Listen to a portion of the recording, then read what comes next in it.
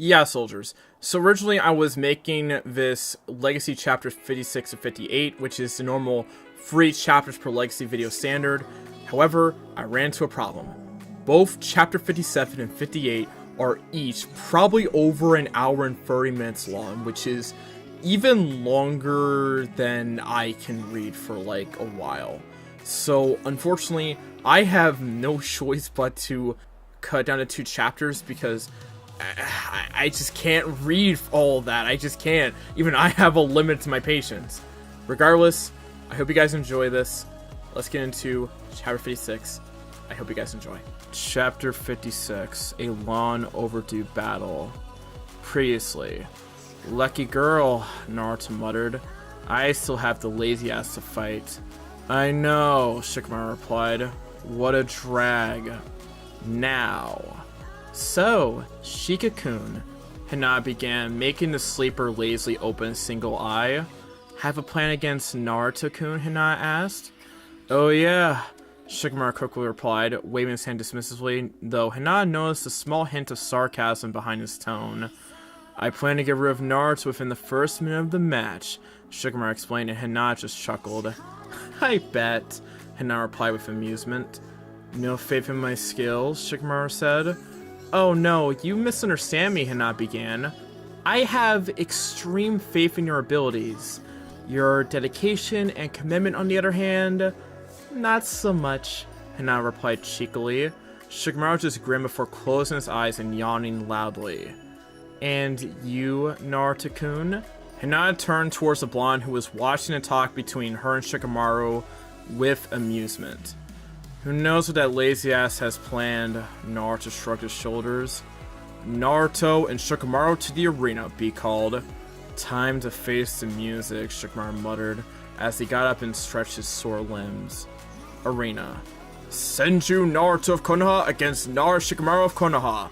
Both contestants ready? B asked, and both nodded. Begin!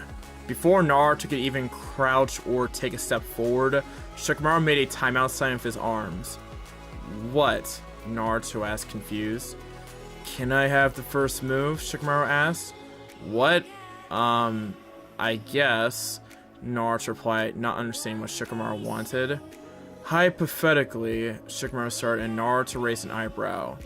If I were to use your patented Ori-Oke no Jutsu, Sekijutsu, Hinata version, you wouldn't faint, right? Shikamaru asked.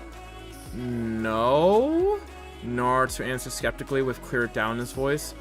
Oh well, I guess I give up then, Shikamaru said, and Naruto blinked.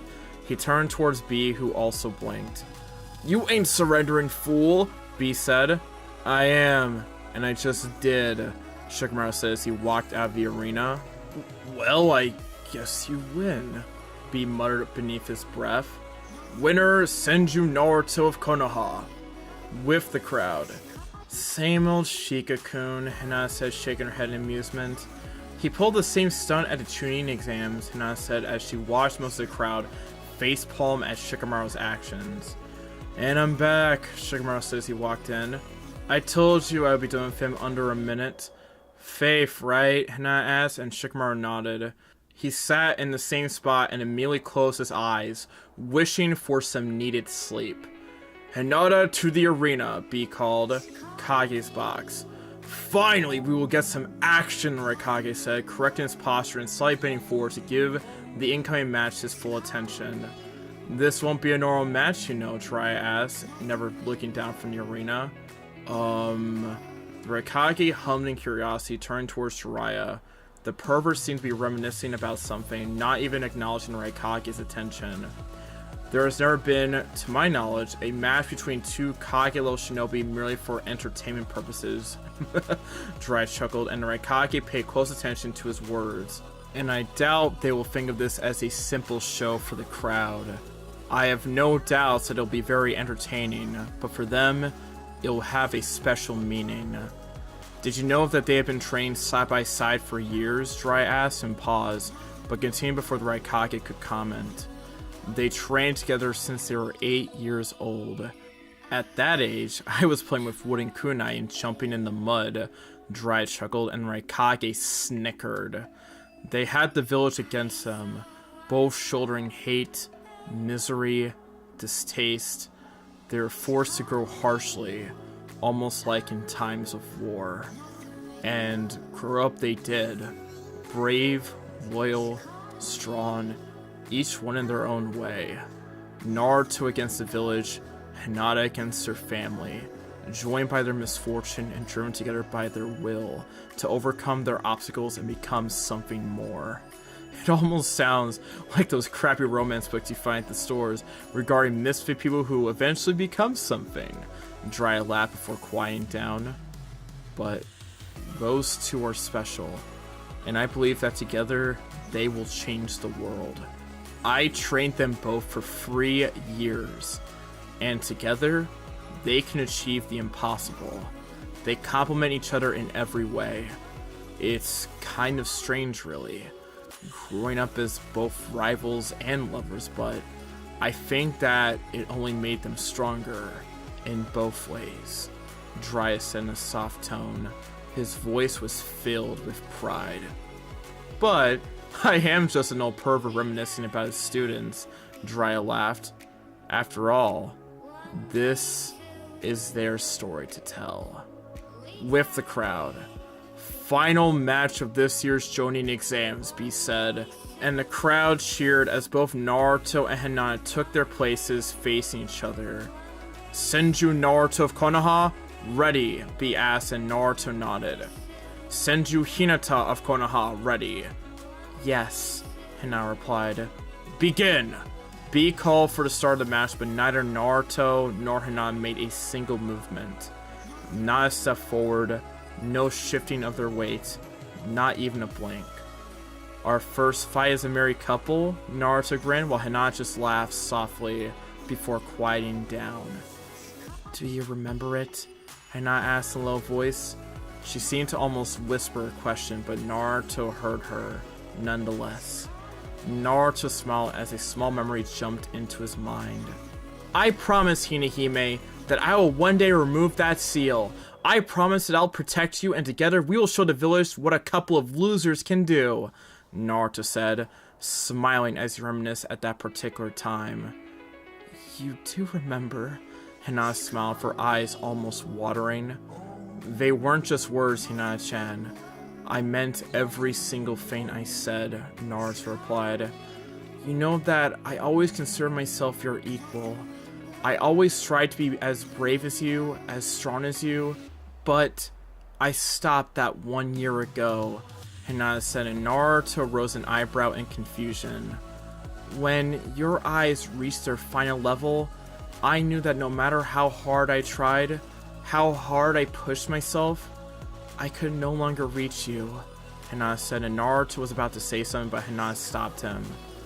And the thing is, I am okay with that, Hinata smiled softly.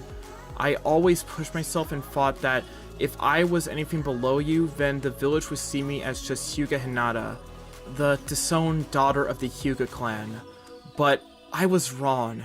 Even though I will never reach you, they see me as Senju Hinata. I'm not shadowed by marrying you or belonging to the Senju clan. They respect me. They acknowledge me by my talents in taijutsu, my byakugan, and medicine. I came to the conclusion that the village and the world already sees me as something, and now all I want is to make you proud of me. Hinata finished, and Naruto sat there gobsmacked. Ready? Hinata asked as she took her stance. I was always proud of you, Naruto thought as he launched himself forward, picking up dust as their fists met with a bang. With the crowd. Well, Shikamaru said, getting up. I'm leaving, Shikamaru said, and started walking away. You are not watching the match? Tenten asked, having regained consciousness and being allowed by the medics to watch the matches. No. Why? Tenten asked in disbelief. Safety, Shikamaru simply replied. What? Tenten asked, furrowing her eyebrows in confusion. She's going all out, and I value my life, Shikamaru said. We are safe. Tenten was broken from her explanation when the stand seemed to rumble. She quickly turned to the arena to see that the match had begun, and Naruto and Hinata had both fists against one another. "See that? I'm leaving," Shikamaru said and walked away as the stands vibrated again. "Oh dear," Tenten muttered when she noticed specks of dust falling from the concrete ceiling. Arena. Naruto and Hinata were both engaged in a highly technical taijutsu match. For now, it was all about the stances, the blocks, and counters. Not that the punches didn't have power behind them, I assure you they did. But for now, it was a matter of skill and not power. Hinata threw a fast left jab and went for Naruto to parry her strike. Naruto simply tapped her arm away and quickly replied with a jab of his own. Straight to her head, aimed for her left temple, but Hinata quickly countered with the same, locking each other's arms. The ground rumbled and cracked as both struggled to overpower the other, his glowing red eyes staring straight into Hinata's silver Byakugan, who also was already activated. Hinata's arms suddenly turned to the same blue gel he had seen in the previous match. Naruto stumbled forward, surprised by Hinata's sudden disengage. His eyes widened when he noticed Hinata tilting her head back and quickly bringing it forward, trying to headbutt him straight on. Now that's a woman who doesn't mind playing rough, Naruto thought to himself as he uses his Kamui to phase through Hinata. As he passed through her, he quickly turned around with a spin kick, only to be simply blocked. Hinata hadn't even turned around and blocked a blind kick to her backside with a single hand, courtesy of the 360 degrees of vision from the Byakugan. Hinata swiftly turned around, ducking swiftly as her right fist seemed to gain a blue hue. Naruto's eyes widened when he saw the chakra build up within her fist. Hinata extended her right arm, heading for a right swing. Her fist seemed to almost whistle with the speed it carried. Naruto raised his left arm, intending to intercept her attack. Just before her attack connected, Naruto used his free arm's hand to support his defending arm, knowing the attack would be powerful. Hinata's fist crashed into Naruto's with a loud, resounding bang, forcing Naruto back a few inches, his feet dragging through the ground as he was pushed back. "I'm not blocking another one of those," Naruto thought, gritting his teeth as he jumped backwards. He lightly shook and flexed his left arm, trying to get rid of the pain and the lingering stinging sensation. He looked up to see Hinata raising her leg and smashing it into the ground, ripping out a huge boulder out of the ground. With a single hand, she picked up the boulder and hurled it towards Naruto. "Oh hell," Naruto muttered as he charged her Rasengan and smashed it against the boulder, pulverizing the stone. He looked up to see that Hinata had disappeared. He backflipped from his position as Hinata shot from underground, her right fist prepared for an uppercut, her punch missing his chin by a few inches. As he was backflipping, Naruto tried to kick her chin in reply, only for her to simply tilt her head backwards just enough to dodge it. No wasted movements. Hake Kusho Air Palm, Katon, Gokyaku no Jutsu. Great fireball technique. Naruto countered Hinata's air palm with a powerful fireball. The fireball easily ripped through her wind attack and continued towards the target. Kaiten! Hinata was enveloped by a spinning shroud of chakra. The fire crashed against Hinata's defense and was quickly put out by her spinning effect. As the dust settled down from her defensive move, both Naruto and Hinata stared at each other before moving forward again. They met again with a bang, their fists boring towards each other at blinding speeds. Naruto could track every single one thanks to his Sharingan, and Hinata could see his muscle preparing for the strike, giving her a heads up. Hinata's fist glowed once again, and this time, she sent her punch straight forward, reverberating through the air. Bang! Naruto sidestepped her punch, making it hit the arena walls head-on. The stone walls screeched, almost like wood cracking. A fissure started from the impact place and spread all the way to the top, making heavy chunks of stone fall to the ground and leaving a large opening on the walls. Her strength is just ridiculous. And she's not even using Senjutsu.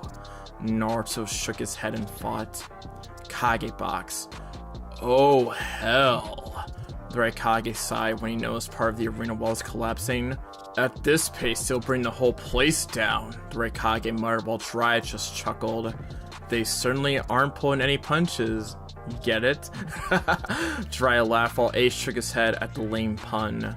See, the Raikage said. Raikage-sama? C asked, leaving his position as bodyguard and kneeling in front of his leader. Call the Anbu Bearer Division. Have them set up a small barrier around the outside of the arena walls, the Raikage ordered, and C nodded as he shunshined away. A little too much? Jiraiya asked.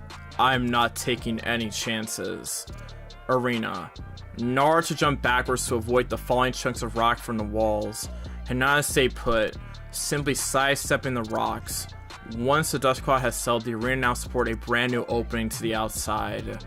Naruto narrowed his eyes when he saw Hinata roll her sleeves up and bend down to the ground. His eyes widened when he saw Hinata place her hands around the largest chunk of collapsed wall and lifted the heavy chunk of wall, raising it above her head. This is ridiculous. That has to weigh almost 40 tons. She can lift a house with Byakugo, strength of 100 technique, or Senjutsu. Truly amazing. I wonder what her limit is, Naruto thought to himself in disbelief. He gulped when he saw Hinata lean backwards and fling the large rock towards him with surprising speed. Naruto bent his knees and held his ground as the rock approached, casting a shadow over him. With a flick of a wrist, 2 chains shot from both hands and wrapped themselves around the incoming meteorite. Naruto jumped to his side and channeled chakra into his feet. Naruto gripped his chains tightly as he swung the wall around and sent it back towards Hinata. Hinata cocked her fist and slammed it against the wall, vaporizing it into dust. She looked up to see Naruto running towards her with the space swirling in front of him. Naruto took his staff from his pocket dimension and swirled it around him. In reply, Hinata channeled chakra to her wrist storage seals and took out her twin daggers. Both weapons met with a clang. They screeched with several orange sparks flying loose as both metal weapons scraped against one another. Naruto twirled his staff for a horizontal swing, making Hinata duck. She quickly got up and pushed forward, her daggers going first and forcing Naruto to step back, her daggers clipping a few strands of his hair. Naruto backflipped and held his staff horizontally. He gripped the staff and simply tapped his end. Arg!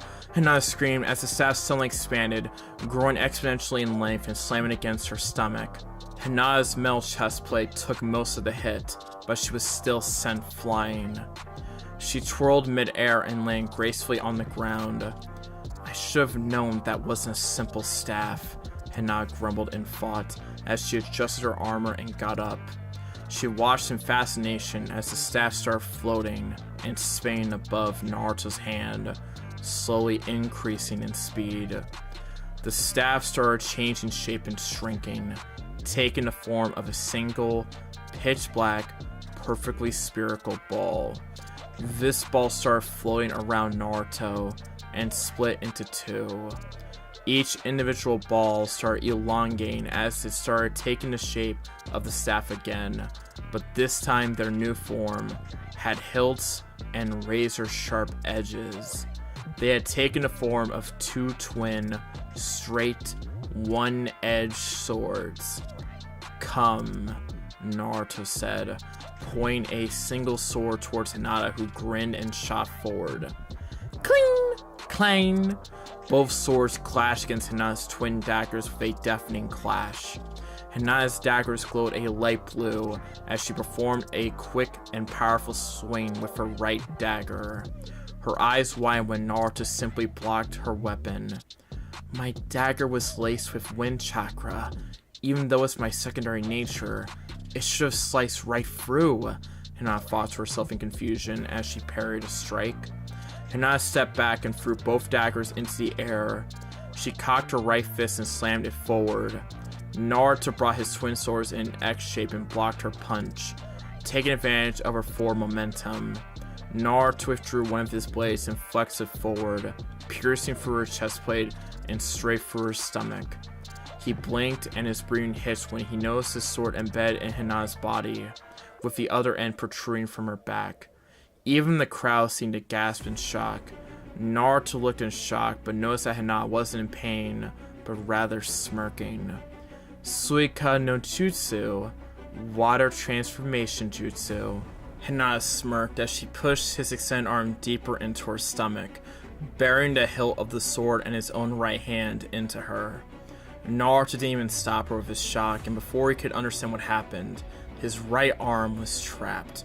Hinata smiled as she caught her daggers and swung both arms forward in a scissor attack.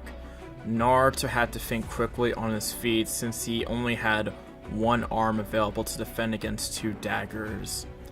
Chidori Nagashi, Naruto said, and Hinata's eyes widened. She quickly dropped her jutsu and completely liquefied, dropping to the ground in a puddle of water. The water quickly rushed away and stopped a few feet from Naruto. The water started to claw together and grow in height until it took the shape of Hinata. Nifty little jutsu you got there, Naruto said as he rested both swords on each shoulder. Thank you, Naruto-kun. This is the defense jutsu I picked up back in Kiri, and I've been working on it ever since, Hinata explained. I got the idea after seeing your Kamui, since not all of us can have overpowered eyes, Hinata said as she dashed forward once again. Kage box. Oh-ho! Jiraiya cheered and nearly jumped from his seat when he saw Hinata's new jutsu. I always knew that girl had a good head on her shoulders, Jiraiya grinned. Very interesting, Raikage mused. I always had the idea that jutsu was the Hozuki clan's bloodline. It's a common misconception, Jiraiya replied, making Raikage turn to him. That is the Hozuki's clan's secret technique, and not their bloodline. Much similar to the Gentle Fist Taijutsu style, you don't actually need the Byakugan Eye to use it, Jiraiya explained. Though I wonder where she got it, Jiraiya asked in afterthought. She partook in the bloodline war back in Kiri. Everything was chaos back there. I wouldn't be surprised if she picked up a couple stray scrolls from there. And like you said, she has a good head on her shoulders, A said, and Jiraiya was surprised. How did you know that she was in the war? Jiraiya asked cautiously. If I remember correctly, only Naruto and the Dragons of the Leaf were in combat. Come now, Jiraiya-sama, the Raikage replied in amusement. The Leaf Village isn't the only one with a spy network around. We are not as blind as you see us, the Raikage explained. You got me there, Jiraiya said, chuckling. Besides, when Naruto is somewhere, then she isn't too far away. If I'm not mistaken, she would be the Purple Dragon, with Naruto being the Silver Dragon and Sabaku no Gara, the Ichibi Jinchuriki, being the Brown Dragon, the Raikage explained, and Jiraiya nodded, surprised by the accuracy of Kumo's intel. Although those two, the Raikage said, pointing towards the blue and green dragons behind Jiraiya, along with the rest of the group, remain a mystery to us. I don't suppose you could enlighten us? The Raikage innocently asked. I do believe they are about to pick up the pace, Jiraiya said, motioning to the arena. The Raikage knew that Jiraiya intently shifted the focus of the conversation, but made no reference to it and simply turned to the arena. Katon, Goka Mikyaku, Great Fire Annihilation. Naruto's trademark fire jutsu burst from his mouth in a colossal wave of hot fire. The barrage of fire scorched the ground as it barreled towards Hinata, who was already boring through hand sails. Soitan, Dai, Bakusui, Soha, Great Exploding Water Wave, Hinata replied to Naruto's fire jutsu by using her strongest multi-purpose water technique. She pumped her lungs with chakra and then released it. A magnificent wave of water poured from her mouth, forcing her to rise in the air by the force of it. Hinata stood on top of the water wave as if riding it. The water marched forward, crushing anything beneath it and clashed against a wall of fire. Naruto poured more chakra into his technique, making the fire start to change from regular orange to an almost pure white due to the heat release. They both stopped their technique, seeing that they were neutralizing themselves out. Although Hinata's water technique should have the advantage, she didn't have the capacity to simply pour more chakra into her technique, unlike Naruto, who was always renowned for his unending batteries. The steam from the technique was so much that it clouded everything in the arena, making the audience blind. The steam started to overflow over the walls, but it showed no sign of starting to dissipate. "Do you see anything?" a spectator asked the person sitting next to him, who simply shook his head in denial. "How are we supposed to watch the match now? I can barely see my hands. This sucks." Cling! Clang! All of the audience's ramming was broken from the metal sounds coming from the arena. Even with all the steam, Naruto and Hinata were still going at it strong. Suddenly, a silence overtook the arena. The crowd's breathing hitched in anticipation until two loud shouts broke their soupar. "Kuchios no Jutsu! Summoning Technique! Kuchios no Jutsu! Summoning Technique!" Both Naruto and Hinata called out their jutsu at the same time. The steam that once clouded the arena was pushed back due to the pure air displacement. The crowd's eyes widened in shock and surprise at the face of the two monsters sitting in the middle of the arena, each summoned with their respective summoner on top of their head. "Thank you for coming, Katsuyu-sama," Hinata said from the top of her slug summon, the boss of the slug clan. "No problem at all, Hinata-chan," Katsuyu replied. "Who are you?" "Ah, you are fighting Naruto-kun," Katsuyu said. "Thank you for the assistance," Hinata said, and looked up to see Naruto on top of one very large fox. The fox in fact looked a lot like a Kyuubi himself, although it possessed nowhere near the size of the Nine Tails. He was just about the size of Katsuyu herself, rusty red fur with piercing red eyes and black vertical slits. Black ear tips and legs, white underbelly coupled with a single bushy tail with a very distinctive dark blue color tip. "It's the first time you have summoned me, Naruto-sama," the fox replied in his deep voice. "Sorry about that, Kentaro," Naruto replied, rubbing the back of his head. "For a moment, I thought you would summon the Kyuubi," Hinata replied as she readied herself. "Even I'm not crazy enough to summon Kurama into such a small arena," Naruto replied. "You are right, of course. These people are not worthy of gazing upon my magnificent self," Kurama said from his mind, making Naruto's sweat drop. "Zeshi Nensan, acid slime," Katsuyu said as she released a highly concentrated acidic paste upon Naruto and Kentaro. With all the dexterity of a fox, Kentaro simply sidestepped the acid as it splashed to the ground, melting the earth and rock. Kentaro snarled, showing his pointed and sharp fangs as he charged forward. Kentaro's tail started crackling with lightning as he picked up the pace and dashed forward. Kentaro's head started glowing blue and suddenly he blurred forward, leaving a blue trail of electricity behind. Kaminari Rio, lightning charge. Katsuyu threw herself to the side as Kentaro swooped past her at blinding speeds. Seeing that he missed, Kentaro stopped and turned around, jumping backwards to avoid any array of shuriken from Hinata. Kentaro swung around with his tail sparkling once again. "Raibi, lightning tail," Kentaro said as he spun and slammed his tail into Katsuyu, splitting her body in half. Kentaro started walking slowly, bearing his fangs around Katsuyu's body as it burst into hundreds of smaller slugs and slowly reformed a few feet away. "Dodge!" Naruto yelled, telling Kentaro to jump to the side as Hinata dropped from the sky with her leg raised. Kentaro watched as Hinata's kick smashed into the arena and left a crater behind. Kentaro snarled as he coiled and jumped forward, clawing at Katsuyu, who slithered away from him, her wound sizzling away in a matter of seconds. Kosen, light beam. Kentaro opened his mouth and released a small lightning bolt towards Katsuyu. The bolt ripped through the ground and smashed against the walls, leaving a small hole in them. Suitan, Mizurapa, wild water wave, Hinata said as she opened her mouth and released a stream of water right against Kentaro, who was unable to dodge. Kentaro was slightly pushed back but held his ground, shaking his head and body to get rid of the water. "Naruto-sama," Kentaro said, shivering, and Naruto understood the meaning. With their fur wet, foxes can't regulate their body heat, causing a rapid drop in their core temperature. "On my mark, use your strongest lightning jutsu," Naruto said, and Kentaro nodded, charging up with his blue tail slightly glowing. "Now! Suiton, Daibokusui Shoha, Great Exploding Water Wave," Naruto said, using the same water jutsu that Hinata had used earlier, and released a gigantic wave of water against Katsuyu, who didn't have anywhere to dodge in the arena.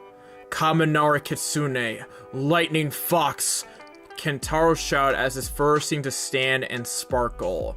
From his body shot an almost identical clone of him, but completely made of pure lightning. "Arg!" Katsuyu screamed as the electrified water wave crashed into her, delivering a brutal light move directly at her. Hinata jumped away from her summon and high onto the walls to avoid the jutsu. Katsuyu didn't take long to disappear in smoke. "I'll be going now, Naruto-sama," Kentaro said. "You can go now, and thank you," Naruto said, as Kentaro disappeared in a cloud of smoke. Both Naruto and Hinata jumped to the ground, staying on top of the water that stood a few inches from the earth itself, slowly washing away through the various cracks on the ground. With the crowd. "Amazing," Tenten whispered, mesmerized by the battle playing itself in front of her eyes. "So this is a battle between two Kage-level shinobi. They don't seem to want to stop anytime soon," Ren said. "I don't think they get to spar like this many times," Tenten said. "You call this a spar?" Ren gave a high-pitched screech of indignation and quickly blushed at her actions, making Tenten slightly snicker. "Shikamaru was right. I don't think this place can take much more of this," Tenten said, looking at the numerous craters on the ground, several cracks along the walls, not to mention the huge chunk that was missing. "Tsunade-sama is renowned for her strength. It is said that she can bring down mountains with a single punch," Ren said. "We can already see that here," Tenten said, pointing at the walls. "Those walls are reinforced with hard stone, coupled with metallic frame on the inside and a high tensile fabric all around to prevent collapse and withstand heavy strikes," Tenten explained. "And look at it," Tenten chuckled. "She brought the whole wall down and picked it up like it was paper or something. I don't think the Raikage will be very happy about that." "I guess not," Ren replied. "I guess it would be wise not to antagonize her," Taisuke muttered in thought, looking at Hinata. "What the hell is happening?" Arena. "Shall we increase the pace?" Hinata asked, and Naruto nodded. Both started leaking out chakra as their auras skyrocketed, their chakra saturating the air. Everyone in the stands and most shinobi cringed at the feeling they got.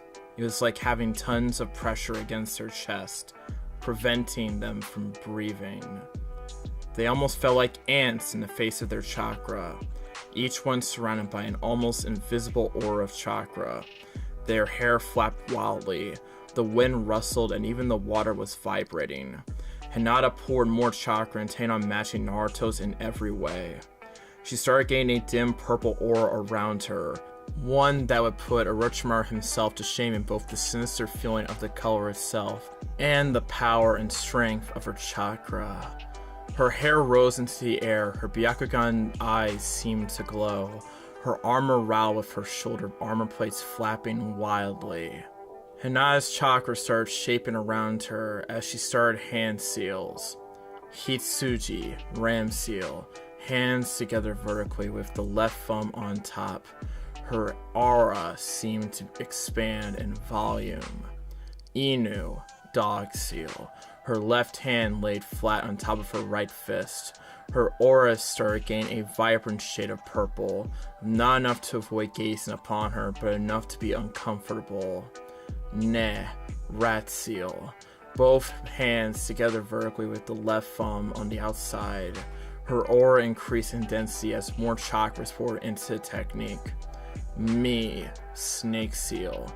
both hands clasped together with the left thumb on the outside. The water beneath Hinata started bubbling, almost like it was boiling itself. The day itself started getting dimmer, the sun slowly vanishing away as clouds started gathering and forming high above the arena. Tatsu, dragon seal, hands clasped together vertically with baby fingers forming a triangle. Hijutsu, Mugen no Ame, secret technique, endless rain. Hinata says she finished her technique and the sky seemed to almost roar. A fierce gust of wind swept by as thunder illuminated the arena. The sun, blocked by a dark sheet of clouds, climbed what was once a beautiful day into a stormy one. Violent rain, fierce winds, blinding thunders. Words that could barely describe the pinnacle of Hinata's secret technique, summoned at the top of her strengths. She had brought forth the biggest storm anyone had ever laid eyes upon. Water poured out of the sky almost like an ocean, drenching both Hinata and Naruto in a matter of seconds. Some girls don't like water because it ruins their hair. This did not apply to Hinata, who seemed to be in heaven in the middle of the storm. She closed her eyes and looked at the dark sky, savoring as the cold water hit her face, the icy wind rushing around her body, the roar of thunder lighting up the darkening sky. Yes, Hinata was in her home, surrounded by her element. She could feel everything around her, the water pouring from the sky, the moist in the air, the water on the floor slowly sinking into the earth, linking up with the underground streams. It was everywhere, all around her. She could even feel the water inside the people in the stands, in their blood. She had achieved the highest possible level of water manipulation, surpassing the legendary Senju Tobirama. In a not-so-distant future, she will become known as the Ame no Mi Kumari, Water Goddess, the first water elemental, and, by strike of fate or bad luck itself, she would also be the last one as well. Elemental, a man or woman who had become one with their element. Naruto broke himself from his shock and simply gazed at Hinata. She looked so happy right now, so relaxed. She was completely soaked like him, the water hitting her face, and yet she had her eyes closed, like she enjoyed the contact of water with her skin. His eyes widened when he noticed that her chakra reserves were filling back up. She had spent around 1/3 of her reserves and now they were filling up by themselves. He could see it clearly with his Sharingan, and it baffled him to no end. While strong and very smart, Hinata couldn't just pull chakra from water simply because it had none to begin with. Normal water only had natural energy, and that alone didn't make chakra. And suddenly it clicked. He remembered this jutsu. The rain stole chakra from the ones hit with it. That devious girl, Naruto chuckled to himself, as he noticed the ray at which she was recharging. Naruto looked around and saw her stealing chakra from B, the Raikage, and Jiraiya in the Kage box, along with their bodyguards. They were small amounts no one would ever notice until she wanted it to. Do you think it was wise? Naruto said, breaking out from her bliss as she slowly opened her eyes. Summoning such a storm, I mean? I'm not known as the Konoha no Raijin, thunder god of Konoha, for nothing, Naruto warned, looking at the thunder, but Hinata just smiled and laughed softly. Her laugh sounded like a melody to his ears. Suddenly, Hinata just stopped laughing, and with that, the whole storm seemed to freeze, the rain stopping and hovering mid-air. Naruto watched with interest, his Sharingan not missing a single detail. The water drops seemed to slowly become drawn towards Hinata and began spinning above her, forming something similar to a water spear. More and more water was being drawn to whatever technique she was using, but the strange part was that Hinata didn't use hand seals for this one. Her eyes were solely on Naruto. The size of the water spear was ridiculous to say the least. It was as big as the summons that had just left the arena. The spear started elongating, taking the shape of a serpent-like creature. Naruto's eyes widened when he understood what was happening. Kirin! Mizuchi! Both dragons blasted forward at blinding speeds. A huge roaring lightning dragon came down from the sky, meeting the water serpent head-on. Boom! As the elemental dragons collided, everything went white in the arena. The whole building shook from the impact as both techniques clashed and struggled to overpower the other. The crowd could only hold on to their seats and avoid gazing upon the arena due to the brightness. The walls crumbled into dust into the ground.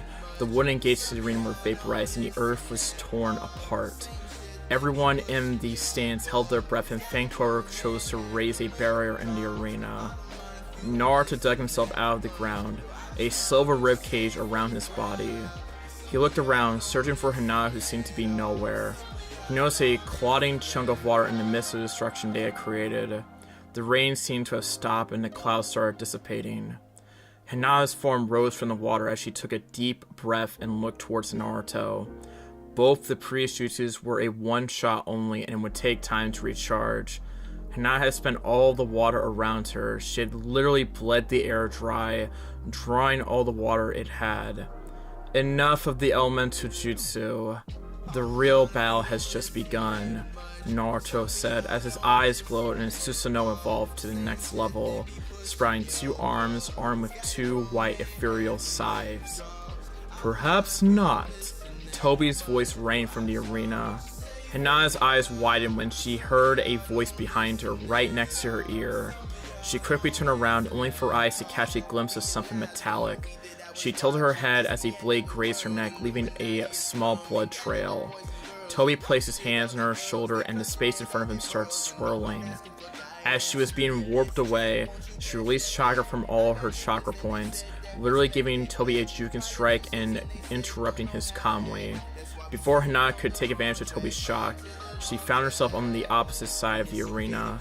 She looked confused and watched as Naruto pierced Tobi's chest with a Raikiri. What happened? Naruto couldn't swap place with me before I could even blink, and that wasn't his Hiraishin. Hinata thought to herself, confused. Her Byakugan was still at full blaze when she saw thousands of Zetsu pouring from the ground all around Kumo. He's launching an attack on Kumo? Hinata thought in disbelief until she saw him cough blood from Naruto's lightning strike. Naruto's blood-red eyes bore straight into the orange mask he came to hate and despise. Naruto looked around to see the Zetsu jumping from the ground and started causing mayhem in Kumo. An invasion during the Jonin exams finals. Not very creative if you ask me, Naruto chuckled, his hand still in Tobi's chest. Tobi laughed darkly, spitting blood to the ground. You can't defeat me with something like this, Tobi said, looking down at Naruto's hand. Perhaps, but you aren't going anywhere, Naruto smirked, and Tobi's eyes widened when he felt that he couldn't mold his chakra. Naruto saw his panicked eyes and chuckled darkly. This was kind of anticlimactic, wouldn't you say? Naruto rhetorically asked. Naruto brought his free hand and gently placed it on top of Tobi's mask. Ever so slowly, he started removing it until he dropped it to the ground. The years have not been kind to you, Fugaku, Naruto said, and Fugaku snarled as he tried to jump away but found chains wrapped around his feet. Even you can't defeat an army of 10,000 Zetsu! Fugaku laughed in reply. We made many precautions to hide our plan. My army outweighs the shinobi in Kumo by 3. I do not fear an army of lions led by a sheep, Naruto replied, as his sparkling hand died down. Naruto noticed that his chest wasn't the usual brownish color, but was white instead. So that's how I can use the Mokuton, Naruto thought. Naruto looked back and watched as 2 Zetsu that were coming for Naruto were sniped by Hinata as she made her way towards him. I have decided on a far better fate for you than death, Naruto said, and smiled darkly as he noticed a drop of sweat running down Fugaku's face. I'm going to make an example out of you, Naruto growled as he injected heavy amounts of natural energy into Fugaku's chakra network. Naruto could already see specks of gray stone forming on his skin. The man that wanted the world. I'm going to make a martyr out of you. The world will see you as the fool you were. Are you ready, Fugaku? Naruto asked. Oblivion awaits. And that is the end of chapter 56. A bit of a cliffhanger since we're doing the invasion, but worry not, this arc is just getting started. Anyways, let's move on to chapter 57, A Dragon's Wrath. Here we go. Chapter 57, A Dragon's Wrath. Konoha. Tsunade was buried in her paperwork, or how Son Diamond would put it, the curse of the Kage. It was a deadly curse, I assure you, capable of bringing even the strongest of the shinobi to new heights of boredom and despair. The legends tell of many brave Kage that stood against this common enemy and, even though armed with years of knowledge, the enemy still stands strong. This is ridiculous, Tsunade muttered beneath her breath as she stamped another worthless yet surprisingly detailed D-rank report of the well-known Catching Mr. Torchan mission. She looked up as the door opened and watched as Kakashi lazily strolled inside, hand in his pocket and nose buried in his book. Finally! Tsunade nearly screamed as Kakashi stopped in front of her desk. If looks could kill, Kakashi would already be dust by the angry gaze on Tsunade's face. I'm sorry I'm late. Kakashi actually looked embarrassed for a change. I met this pretty little snake in the forest and she wanted to, play. So we did. Kakashi chuckled nervously when he noticed Tsunade's eyes narrowing. This pretty little snake wouldn't be Anko by any chance, would it? Tsunade asked and was internally pleased when she saw Kakashi cough into his hand. Anyways, I need a favor from you. Kakashi noticed the business tone and immediately pocketed his precious book. Whatever you command, Hokage-sama, Kakashi said. Leave us, Tsunade said, waving her hand at seemingly nowhere. Kakashi, however, felt free chakra signatures vacate the room. She sent her Anbu away. Whatever it is must be important. Kakashi mused in thought when he noticed Tsunade rest her hand on her hands and release a long sigh. Cat is missing, Tsunade said, and Kakashi's eyes narrowed at the possible implications. By cat, you mean Yugao? Kakashi asked, more of a statement than a question. Yes, Tsunade replied nonetheless. She got up and turned back to the window, looking at the horizon. She hasn't come for her duties today. Her shift began almost 5 hours ago. If she was anyone else, I would have dismissed it and proceeded to punch said Anbu for endangering their Hokage. You want me to search for her? Kakashi asked. There are very few people I trust completely in this village. Yugao isn't just some random Anbu. She's pretty high in the chain of command. Anyone else would place them in a bingo book if they went missing all of a sudden, Tsunade sighed. She's part of that select group of people I trust, and she wouldn't simply skip a shift of her job without an explanation. I sent Chunin to her house and she was nowhere to be found. So, find her, Tsunade ordered. Hi, Hokage-sama, Kakashi answers as he disappeared in a cloud of smoke. Tsunade sat back down in her chair and leaned backwards, gazing into the ceiling. Neither Yugao nor Hayate were anywhere to be found, and both of them weren't some random shinobi. Tsunade was broken from her thoughts when she felt the Anbu return to the room and a knock at the door. Come in, Tsunade said as she adjusted her posture. Tea, Tsunade-sama? Shizune asked, poking her head through the open door. I could use it. Maybe it'll wash my stress and problems away, Tsunade replied, and watched as Shizune placed a cup of steaming hot tea at her desk and promptly left the room. Tsunade absently picked up the cup and took a long sip, sighing in bliss as the hot tea ran down her throat. She was deep in her thoughts when she felt her heart starting to speed up with no apparent reason. Her breathing rate started increasing as well, and Tsunade immediately shot up from her chair. She stumbled momentarily as she felt lightheaded and her vision seemed blurry. She rose her arm, desperately reached for anything to support her as she fell to the ground, knocking a cup of tea with her. She fell to her knees, taking deep breaths and trying to calm her beating heart. Poison? Tsunade felt in shock as she brought her shaking hand to her chest. Her hand started glowing green but was immediately brought to her mouth as she coughed up blood. Why aren't the Anbu doing anything? Tsunade looked up in despair until she heard the door opening slowly. as the door creaked ever so slowly. She looked up to see Danzo and, surprisingly, Shizune accompanying the old mummy. This is treason. Tsunade gritted her teeth, her vision becoming blurrier and her breathing starting to waver. Good work, Danzo said, as he watched Tsunade collapse to the ground, drawing her last breath and blood trickling from her mouth. Shizune. Moments earlier, Kumo. The man that wanted the world, I'm going to make a martyr out of you. The world will see you as the fool that you were. Are you ready, Fugaku? Naruto asked. Oblivion awaits. Shinra Tensei. A loud voice broke Naruto from his actions as he tilted his head to the side to see some Akatsuki member with his right hand raised. Naruto vanished in a yellow flash, appearing on the other side of the arena next to Hinata. Fugaku received the blast wave head-on and went flying with Nagato's attack. But I suppose sword flesh is better than death. A single Zetsu immediately emerged from the ground and attached itself to Fugaku, patching up his body in a few seconds. Naruto watched with trembling anticipation as the Akatsuki members seemed to pour from the sky. The 6 paths of Nagato, followed by Konan and Kisame. What a happy reunion, Naruto said happily, clasping both hands and bringing them together to his chest in delight. We have come for you, QB, a white masked Akatsuki member said.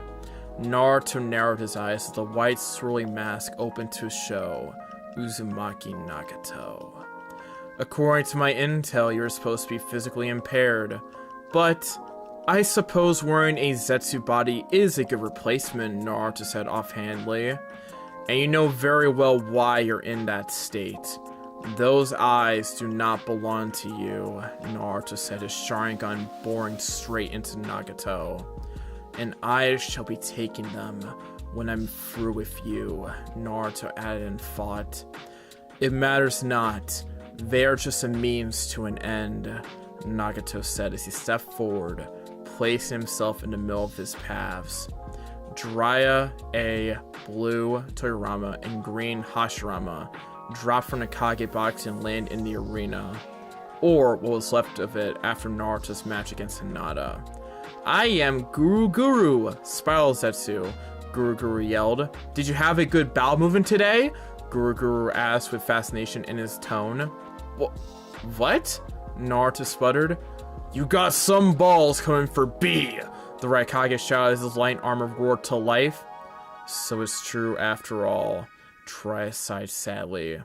This isn't a path to peace you told me long ago. This world is nothing but a petty child, Nagato started. But even a foolish child can grow up in the right way when he learns what pain is. Knowing pain controls one's thoughts and decisions. Enough! The Raikage shouted and his armor flared. Raiton Ingu, Sotoretto, lightning straight, A shot forward, cracking the ground as he ran towards Nagato with maximum speed. Nagato didn't seem to flinch as his pupils seemed to contract ever so slightly. Shinra Tensei, Nagato said with disdain. A was repelled backwards with a tremendous force, tumbling for the ground and crashing near Naruto and the others. Attacking head-on is foolish against a Renegon, Naruto warned, helping Raikage up. Raikage-sama, Naruto said. What do you want, brat? Ace snapped. Leave them to us. Go take care of your village, Naruto simply said, ignoring the looks of disbelief he got from A. You have your village to defend. Let us take care of them. Oi, Gaki, Ace said, snatching Naruto by his collar and bringing him up to his eye level. If they get away or take B, I'll have your head. Do you understand me? Ace snarled, but Naruto nodded nonetheless. A vanished with pure speed, leaving Naruto to deal with the Akatsuki. A had his troops to rally in the village to defend. Sorry, B, Naruto said, and B looked at him with confusion. But I can't take any chances with you, Naruto said, and before B could say anything, he was warped into his Kamui dimension. Let's even the numbers a little bit, Naruto smirked. Summoning Jutsu, Naruto said, and everyone tensed as he placed his hand on the ground. Naruto was unpredictable, and from a simple summoning jutsu could come the QB or nothing at all. Black, Mito. Everyone's attention shifted to the small cloud of smoke. Once it dissipated, everyone could see the black dragon. Pitch black armor and mask. Red hair tied into a bun with a very large scroll attached to her lower back. Black is the color of authority and power. Red, Kushina. And another cloud of smoke. Waist-length blood red hair cut with red armor and a red mask. A single pitch black katana with a red hilt hand on her back. The most emotionally intense color. Red simulates a faster heartbeat and breathing. It is also the color of love. Yellow, Minato. This time it was in yellow flash instead of smoke. Yellow armor and mask, free prong kunai in each hand. Cheerful, optimistic, sunny yellow is an attention getter. Brown, Gaara. Absolutely nothing. No cloud of smoke, no yellow flash, no nothing. I guess he's busy, Naruto muttered.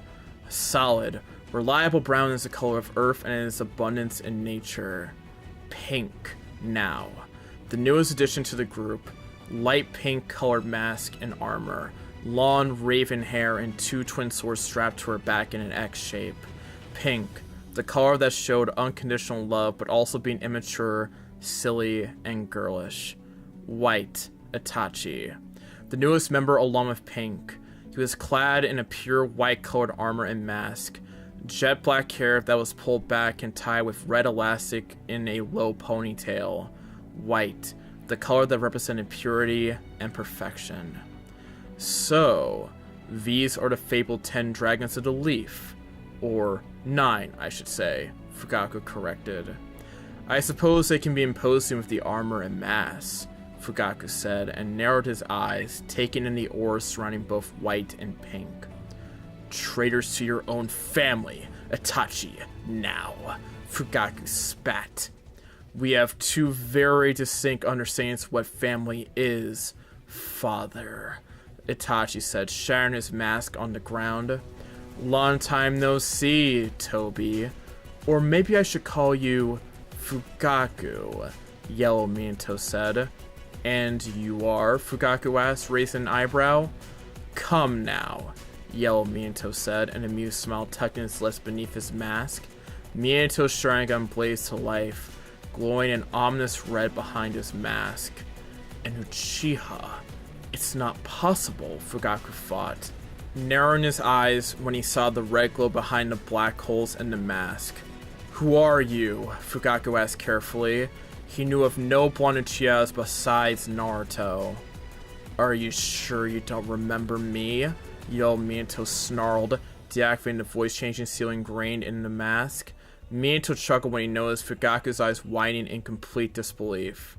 Minato laughed, slowly bringing his hand to his yellow mask and dropping it. He showed his real face to the world. He felt everyone looking at him in disbelief, shock, and to some degree, fear. You set my village in flames. You bring death to my people. You force my son into a life of hate. Minato spat, with his Sharingan glowing. Today, you shall bear witness to the full might of Namikaze Minato, son of Uchiha Madara, Yondaime Hokage of Konoha, Minato said, going for the hand seals faster than some could even blink. Rat, ox, dog, horse, monkey, boar, tiger.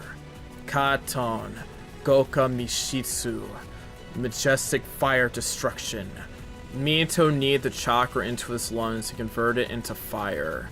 He expelled a massive stream of intense flames, setting the arena ablaze and engulfing half of it in a sea of flames. Nagato was the first to break from the shock of seeing Minato alive and well. Shinra Tensei. He raised his hand and pushed back the incoming wave of flames. Nagato blinked as there was a yellow flash right in front of him.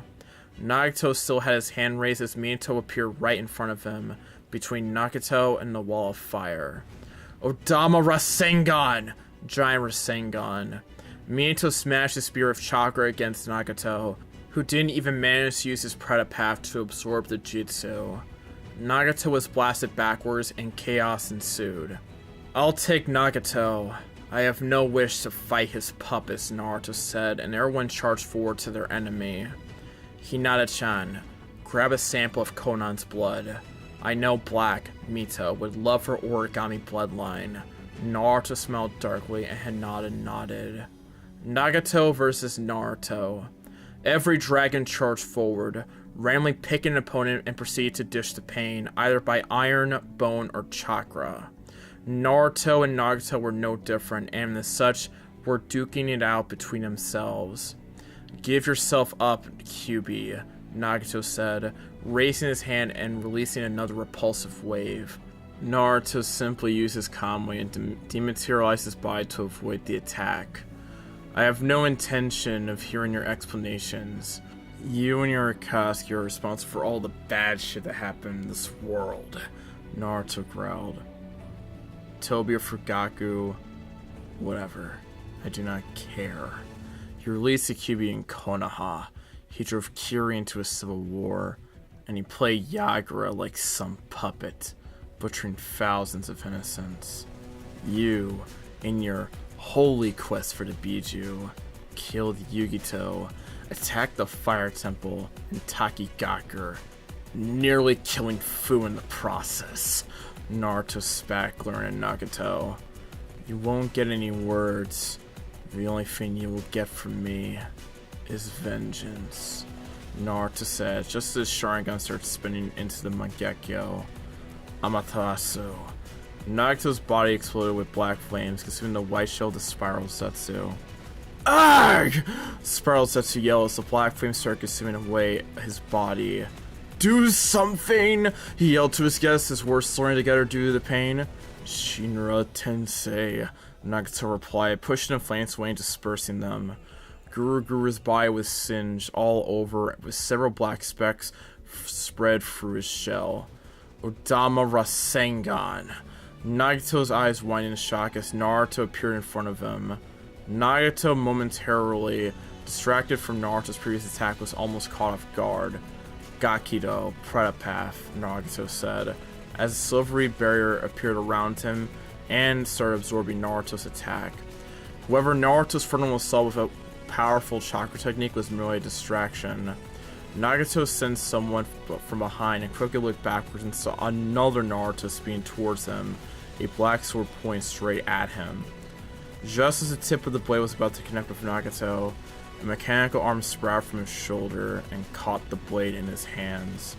Two more arms appeared from his body, these ones without a hand, but what seemed to be a can at the edge. "Shuro no Ko, Asura attack," Nagato said, each arm aimed towards one Naruto. Both mechanical weapons started glowing and gathering chakra. Just as the arms were about to go off, both Naruto started glowing. Bunshin Daki Bakuha, Shadow Clone Explosion. Both clones set in perfect sync. They detonated themselves with a deafening bang. Once the smoke cleared, Nagato stood in the middle of the blast zone, arms crossed around his face. He looked around and quickly spotted the original Naruto sitting safely on a nearby wall watching the fight, his hair waving through the explosion and an amused expression etched into his face. Nagato was about to engage when he staggered slightly. "My Tendo, Diva Path, has fallen. So Tobirama is also alive. This is troubling." Nagato thought to himself and analyzed the situation. The Kyuubi brat was certainly strong, to force him to not only use two paths simultaneously, but to also come out on top. Before he could think anymore, 5 more Narutos burst from the ground, forming a perfect circle around Naruto. "Shinra Tensei," Nagato yelled, destroying all 5 clones at once. Nagato's eyes widened when he caught a glimpse of yellow out of the corner of his eye. "Hirashingiri, Thunder God Slash." Naruto's sword seemed to blur as Guru immediately shifted Nagato's body in his shell to avoid him losing his head. Shinra Tensei. Having regained his power again, he blasted Naruto backwards, only for him to poof in smoke as well. Nagato felt something hot trickling down his face and noticed a small trail of blood running down his forehead. He hadn't escaped completely unharmed. He's using the intervals between my attacks. I'll have to be very careful. I cannot blind use it any longer or end up like my Tendo, Diva Path, Nagato concluded and fought as he looked towards his arm and spotted a black marking. Harashin seal? Nagato fought in shock as he quickly absorbed the chakra inside and destroyed the marking. Ukujizai no Jutsu. Rainmaker Jutsu, Nagato muttered, raising both hands to the sky, forming dark clouds of his own chakra. It was mere moments later that heavy rain started pouring down around both fighters. I cannot rely solely on my vision to track him, Nagato fought as he connected with the rain. He turned to Naruto's location, only see him still sitting on the wall, looking at Nagato with curiosity. Naruto rose and jumped to the ground, arms crossed and standing face to face with Nagato for the first time since the battle began. Bansho Tenin. Naruto rose from the ground and flew straight towards Nagato's wane arm. Mere inches away from contact, Naruto triggered his combo and simply phased from Nagato, appearing behind his back. Raiken! Lightning Fist. Running electricity through his right arm and going into his fist, Naruto punched Nagato's back. It sounded like a thunderclap. Nagato grew his teeth from the impact as his body was blasted forward. Nagato twirled midair and landed on the ground safely, a black spider web pattern on his back, where Naruto had struck. Enton, Goku Mikaku, Inferno style. Great fire annihilation, Naruto said, unleashing a wave of black flames. Nagato instinctively raised his hand, but stopped before he could use his gravity attacks.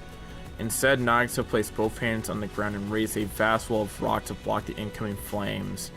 He felt the very powerful flame smash against his wall, but it managed to hold against the initial impact. What's this? Nagato felt in confusion when he heard a small buzzing sound coming from the other side of the wall. Futon Rasen Shuriken. Nagato's eyes widened when the wall in front of him cracked open and everything was enveloped in a towering dome of sparring wind chakra. Shinra Tensei! Nagato bellowed, blasting everything around him backwards. The earth was torn apart, sending chunks flying everywhere and dispelling Naruto's attack. Using the rain, Nagato searched for his opponent, his vision clouded by the debris of his last attack. Nagato caught a small glint in the middle of the dust and immediately ducked. A golden chain buzzed through his ears, missing him by a few inches. Nagato rolled to the side as another chain shot from the smoke coverage. Futon, Rapusho, Gale Palm.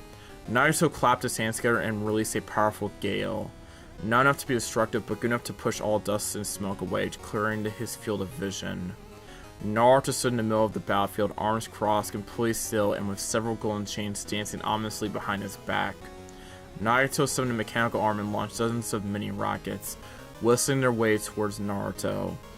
Boom! Boom! Boom! Rock after rocket crashed onto the ground near Naruto with loud explosions. Nagato stopped his attack and waited for the dust to settle, searching for any signs of Naruto. From the dust came 6 chains, heading straight towards Nagato, who began evasive maneuvers. Nagato jumped, ducked, and rolled as the chains chased after him. One chain smashed against the ground and dug itself. Nagato jumped on the chain and ran above it towards Naruto. Shinra Tensei! Nagato yelled outside the dust cloud, releasing a shockwave at point-blank range. Nagato watched as the chains retracted, the metal creaking as it bent against its will. The ground rippled and the dust cloud was disrupted, making Naruto appear from the inside. Nagato watched as the repulsive wave washed over Naruto with no visible effect. Ningendo. Human path. Nagato tried to place his hand on Naruto's head, only to phase right through it and end up on the other side. Nagato caught Naruto's elbow and flung Naruto into the air. Naruto disappeared mid-flight and appeared on the ground a few yards away. I have to find a way to neutralize this calmly, Nagato mused and thought. The Sharingan is an amazing dojutsu, isn't it? Naruto rhetorically asked as a wild idea came to his mind. He crossed both arms behind his back and nodded to Nagato. Come, Naruto said with a smirk. Nagato's eyes twitched as Naruto's blunt disrespect for him was shown. People rely too much on ninjutsu and genjutsu. Very few people appreciate the art of taijutsu and kenjutsu. It's one of the things I love about Hinata-chan. Both of us like getting all close and personal with the adversary. Naruto grinned as Nagato arrived near him. Naruto tilted backwards as Nagato threw a left jab and crouched when Nagato added a horizontal kick. Naruto grinned and pushed forward, ramming his head straight into Nagato's stomach. As Nagato momentarily stumbled, Naruto rose to perform a perfect roundhouse kick, sending Nagato spiraling and crashing to the ground. Nagato shook his head, getting rid of the dizziness that lingered. He looked up to see Naruto with his arms still behind his back and jumping lightly on the ground, alternating his feet with each jump, almost like skipping but without a rope. Nagato snarled and ran forward, arriving near Naruto and throwing a series of punches and kicks. Naruto's Sharingan glowed as it predicted every move. A small tilt backwards to avoid a punch, a sidestep to the right, a forward lean. Nagato went for a leg swipe, forcing Naruto to jump into the air. Naruto leaned his body backwards, placed himself horizontally in the air and sprang his legs forward, slamming both feet against Nagato's chest. Nagato went flying and Naruto fell to the ground with a simple thud. Naruto rose his head slightly and watched Nagato rise to his feet, wiping a busted lip with his arm. Nagato got tired of being pushed around like some ragdoll and slammed both his hands on the ground. Doton, Ganban Q, Bedrock Coffin. Multiple sections of rock rose around Naruto's lying form, trying to wrap themselves around his body and bury him permanently. Naruto grinned and raised both legs into the air. He brought them down quickly, transferring the momentum into his upper body, forced himself to rise and land perfectly on both feet. Without missing a beat, Naruto jumped just in time for the rock slabs to slam where he previously was. Naruto dashed forward and jumped high into the air. Nagato tracked him in the sky and rose his arm as Naruto landed beside him. Shinra Tensei! Nagato yelled, hoping to catch Naruto off guard and blast him away. He had no such luck as Naruto used his comedy to simply avoid the attack. Naruto grinned and twirled around, trapping Nagato's extended arm with his chin to his chest. Naruto used Nagato's arm for leverage and swung his leg upwards, pinning Nagato's head between them. With a small flick of his body, Nagato was jerked violently to the ground, his head first and the rest of his body following shortly. Naruto disentangled himself from Nagato and jumped backwards to gain some distance. Your taijutsu is sloppy, Naruto commented. All the physical exchanges had been with his arms crossed behind his back. How about this, Naruto says, stomping his feet onto the ground and bringing both his arms forward. I won't move from this place, Naruto offered, closing his hands into fists and waiting for Nagato. Nagato rose from the ground and flexed his neck, satisfied by a few cracked sounds. Nagato looked up for the first time to see what an opponent Naruto truly was. He wasn't an ordinary S-rank shinobi that had a single deadly technique, like Deidara's bombs, Hidan's immortality, or Sasori's puppets. No, Naruto was a different kind of S-rank shinobi. The kind that didn't rely only on his bloodline and powerful abilities. He was a shinobi that had all the traits of a shinobi master to their peak. His kenjutsu and bojutsu were deadly, his taijutsu flawless, his genjutsu perfect, and his ninjutsu unmatched. He truly deserved the title of God of the Shinobi. It's useless, Nagato, Naruto said, breaking Nagato from his inner musings. You may have the Rinnegan and be a powerhouse, but all of that power is meaningless against someone like me. You are too slow to face me, Naruto taunted, striking the ego of the so-called God. Nothing will stand against me, Nagato replied, not even slight anger by Naruto's words. I may not be able to hit you, but this village will not be able to run, Nagato said as he started floating and shot into the sky. It took a mere second to reach the highest point in the village. Nagato looked down at the village and Naruto, feeling that they were in the right place, beneath him. Nagato's chakra spiked as he stretched his arms outwards, making the sky around him turn a piercing white. He's too far away. I won't make it in time before he blows up the village. Naruto racked his brain for answers. He should have finished Nagato instead of playing around with him and seeing his mastery of the Rinnegan. Naruto was about to unveil his Rinnegan to counter Nagato when another wild idea came to his mind. Uchiha! Naruto roared, slung his right hand to the ground, each finger carrying small chakra flames. Kainjin! Uchiha Flame Formation. A pure red cylindrical barrier rose from the ground and circled around Nagato, placing him in the center. The The barrier wasn't overly large, it stood a few feet away from Nagato, completely surrounding him. Sho Shinra Tensei, Nagato whispered, releasing his attack at maximum power. The sky glowed a reddish-white, a combination of Nagato's attack and Naruto's barrier. The barrier creaked, almost like plastic, as it stretched around Nagato. The power of his attack forced the barrier to expand like a balloon. Nagato poured more chakra into the technique, intending to destroy the barrier and level the village, including everyone in it. That fool, he's going to kill himself, Kurama said. Nagato was pouring too much chakra into his technique and the barrier was stretching to its limits. The amount of energy inside the barrier was insane and it wouldn't matter who won in the end, Nagato or Naruto's barrier. Boom! A shockwave reverberated through the village, shaking it to its foundations but otherwise not damaging it. The barrier itself exploded like a balloon, with Nagato still inside. There's a large cloud of smoke high in the sky. Where Nagato was, Naruto lifted his hand from the ground and looked up to the sky. He looked at the fingertips and watched as his skin sizzled to his full health. He had poured too much chakra into the barrier without any type of preparation. Naruto saw something leave the smoke cloud and plummet to the ground in a free fall. Naruto narrowed his eyes and watched the form of Nagato falling down. His external Zetsu shell, aka Spiral Zetsu, aka Gurukuru, completely gone, most likely decimated in the explosion. Nagato grunted as he hit a building and finally came down, tumbling through the ground as he came to a halt near a rock. Nagato struggled to move, pushing himself up only with his arms. He looked over himself and noticed that the Zetsu shell for mobility was gone. No. Nagato gritted his teeth, willing his legs to move but only getting a small twitch. Even if his legs were to move, they would never serve his purpose. Their muscle was weak and atrophied. Nagato struggled but managed to look up to see Naruto approaching. It won't end like this! Nagato roared, a rage-filled voice, slamming both hands on the ground. Kuchios, Geto Mazo! Naruto stopped his progress when he heard Nagato's words. His eyes widened when he saw a humanoid hand burst from the ground and try to stop him.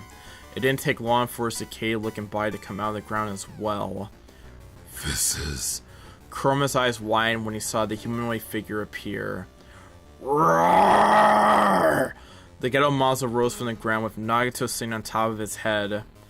I will show you the power of God, Nagato said, having regained his breathing. The Geto Mazo kept still as Nagato started pouring his chakra into his statue, making a translucent purple dragon to form on his mouth. Bring me into this, Naruto, Kurama said from his den in Naruto's mindscape. No, I don't want you getting sucked into the statue, Naruto replied, and Kurama reluctantly agreed. Besides, he's killing himself. He's feeding his statue his own life force. He may be an Uzumaki, but he's still human, Naruto replied. I suppose it's time I showed you my true power with my Sharingan, Naruto said to Nagato, who stood on top of the Geto Mazo statue. The Rinnegan will be my trump card should I ever need, Naruto thought as his Sharingan started glowing. There are some things I keep secret from nearly everyone. Only Kurama and Hinata know everything about me. Naruto chuckled aimlessly. You will be the first enemy to bear witness to the full might of my Sharingan. I'm going to show you why the S-rank title is meaningless against me, Naruto says, his chakra spike and a silver aura surround his body. Behold, my perfect Susanoo. And with that, his chakra seemed to roar and come to life. Naruto's body was immediately shrouded by a large cloud of bubbling silver chakra. Only his eyes remained visible, glowing that blood-red color that haunted so many shinobi. Naruto's aura shot to the sky and started taking a humanoid form. The only thing Nagato could do was look up and pray he wouldn't end up beneath the foot of Naruto's Susanoo. Stabilizing, Naruto thought as his perfect Susanoo started taking shape. His Susanoo had a translucent silver specter, almost looking demonic. Its form had long, shaggy white hair that reached its waist, with two massive white horns protruding from its back, and two featherless wings from its back. Pitch black eyes with faint sensitive teeth and twin sides strapped around his back. In all honesty, it looked like a visage of the Shinigami itself if it wasn't for the massive size it had. Tell me, Nagato, Naruto said from inside the head of its Susanoo. Naruto looked like a small dot on his Susanoo's forehead. Do you feel like a god or an ant? Fugaku versus Minato. Ready for round 2? Minato has been his knees and raiding his free prong kunai. He had hundreds stored away in his wrist seals, ready to use at any time. You can't be him, Fugaku stressed, having difficulty believing the man in front of him could be the fourth Hokage. I watched him die, Fugaku stressed his words. Does it really matter? I am here now, and this time nothing will save you from me, Minato said, twirling his kunai. Fugaku chuckled at Minato's empty words. If I remember correctly, you died last time we fought. Really? Minato asked in curiosity. I remember shoving a Rasengan up your ass and sending you away with your arm melting, Minato taunted. So he really is him, Fugaku thought, hearing Minato's words about their last battle and found them to be true. Naruto is right about you, Minato said, breaking Fugaku from his thoughts. You could have applied all that power you have to the Leaf. You could have brought the Uchiha clan to greatness. You could have had everything. A good life, a respectable position in the village as a clan leader, but that wasn't enough, was it? Minato asked, shaking his head in disappointment. The world is barely enough, Fugaku replied. I won't stop until the world belongs to me. Fugaku growled and was about to step forward when he noticed a shift in Minato's eyes. They were spinning, the tomoes blurring together and forming a whole new pattern. A Mangekyo?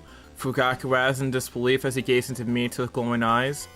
I always hid away my heritage. Minato chuckled. Both as request from my father and by fear as well. Fear of being rejected in the village I grew to love so much. I never really trained my eyes and simply left them in the background. I only used my Susanoo once, and was when I sparred Kushin-chan when she went berserk, Minato reminisced. But not anymore. Minato's tone suddenly became serious, and his face hard as stone. It's time I embraced my heritage as an Uchiha, and wielder of the Sharingan bloodline. Minato smirked when he noticed Fugaku gulped. Minato shot forward, cracking the ground, leaving a trail of dust behind. Fugaku watched as Minato approached him, his Sharingan seeing the enemy incoming frame by frame, like a slow-motion movie. Minato was a few feet away, and Fugaku's eyes started spinning. 10 feet. Fugaku's eyes were picking up speed, the tomoes becoming nothing more than blurred lines in a sea of red. 5 feet. The black circle on the Sharingan started taking form of free stretched triangles, evenly spaced around the pupil, making it similar to a pinwheel. 2 inches. Come bang! Minato's fist collided with Fugaku's face as he was thrown backwards. Fugaku tumbled through the ground but quickly regained his footing. He got up and wiped a little bit of blood dripping from his lips. Fugaku brought his hands to his chin with a sickening crack. He reset his jaw. You are faster than I remembered, Fugaku commented. It had been a mistake relying on Sharingan since it took a small time frame to switch to Mangekyo. I grew lax on my time as Hokage, Minato admitted without shame. The job will do that to you. Although fighting against my son really placed things in perspective. Oh? Fugaku raised an eyebrow. How so? He asked, curious. He's beyond any of us, Minato chuckled softly. Naruto was everything he ever wanted in a son, and he turned out like that all on his own. Well, maybe Hinata did help with the mold. Mokuton Hijutsu, Fugaku said, clasping both hands together. Jukai Kotan, D4's creation. Fugaku finished as the ground started grumbling. Dozens of trees grew from the ground, their branches seeming to obey Fugaku, and immediately dashed towards Minato at great speeds. Minato's Sharingan glowed softly, his eyeballs moving wildly, tracking every single branch of the incoming wave of trees. Minato sidestepped a branch, avoiding it by a mere inch. Not by luck or chance, everything had been calculated, of course. He's nowhere near Hashirama's level of skill with the Mokuton, Minato thought, looking at the forest replica in front of him. Hashirama was able to recreate a forest in the blink of an eye. Let me show you something that Naruto taught me, Minato said as he jumped backwards, avoiding another tree and laying on some branches. Katon, Minato began, stretching both arms forward, his hands inches apart. A small ball of chocolate flared between his hands. It was small at first, but quickly started gaining size and turning a dark orange in color. His right hand forming and shaping the Spain Spirit chakra, his left hand changing the chakra into fire type. Go in Rasengan. Great Flame Rasengan, Minato finished, unleashing his Rasengan upon the forest and flashing away to safety. Fugaku's eyes widened as he activated his Kamui and swirled away, just in time to avoid the maelstrom of raging fire. It looked like a tornado burning through the forest, leaving nothing but ashes behind. Minato placed his hand in front of his face, shielding himself from the brightness and the blazing heat. Once the attack had calmed down, there were no surprises. The tree had turned into charcoal, covering the floor in black dust. Minato dropped down to the ground, his feet raised in a small cloud of the black charcoal as he landed. His Sharingan snapped to the left as he caught movement. Clang! Minato instantly raised his right arm. A three-pronged kunai made its way to his hand as he parried Fugaku. Minato tilted his body and went for a kick. Fugaku caught him by the ankle and sent a punch in retaliation, which Minato blocked, making them both hit a standstill. Kamui, Fugaku fought, making space in front of him swirl, intending to send Minato to his pocket dimension and leave him there until he perished. Fugaku watched with glowing relief as Minato was completely absorbed into his dimension. You lose, Fugaku said to no one. I told Arg! Fugaku screamed as Minato appeared out of nowhere right in front of him and punched him in the gut, followed by a kick to his head, sending Fugaku tumbling through the ground. Before Fugaku could understand what happened, Minato was already upon him once again for Rasengan inches away from his chest.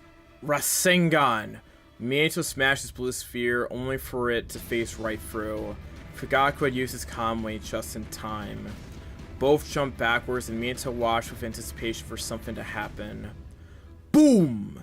Out of nowhere, Fugaku was blasted backwards, crashing into the ground with enough force to break the earth.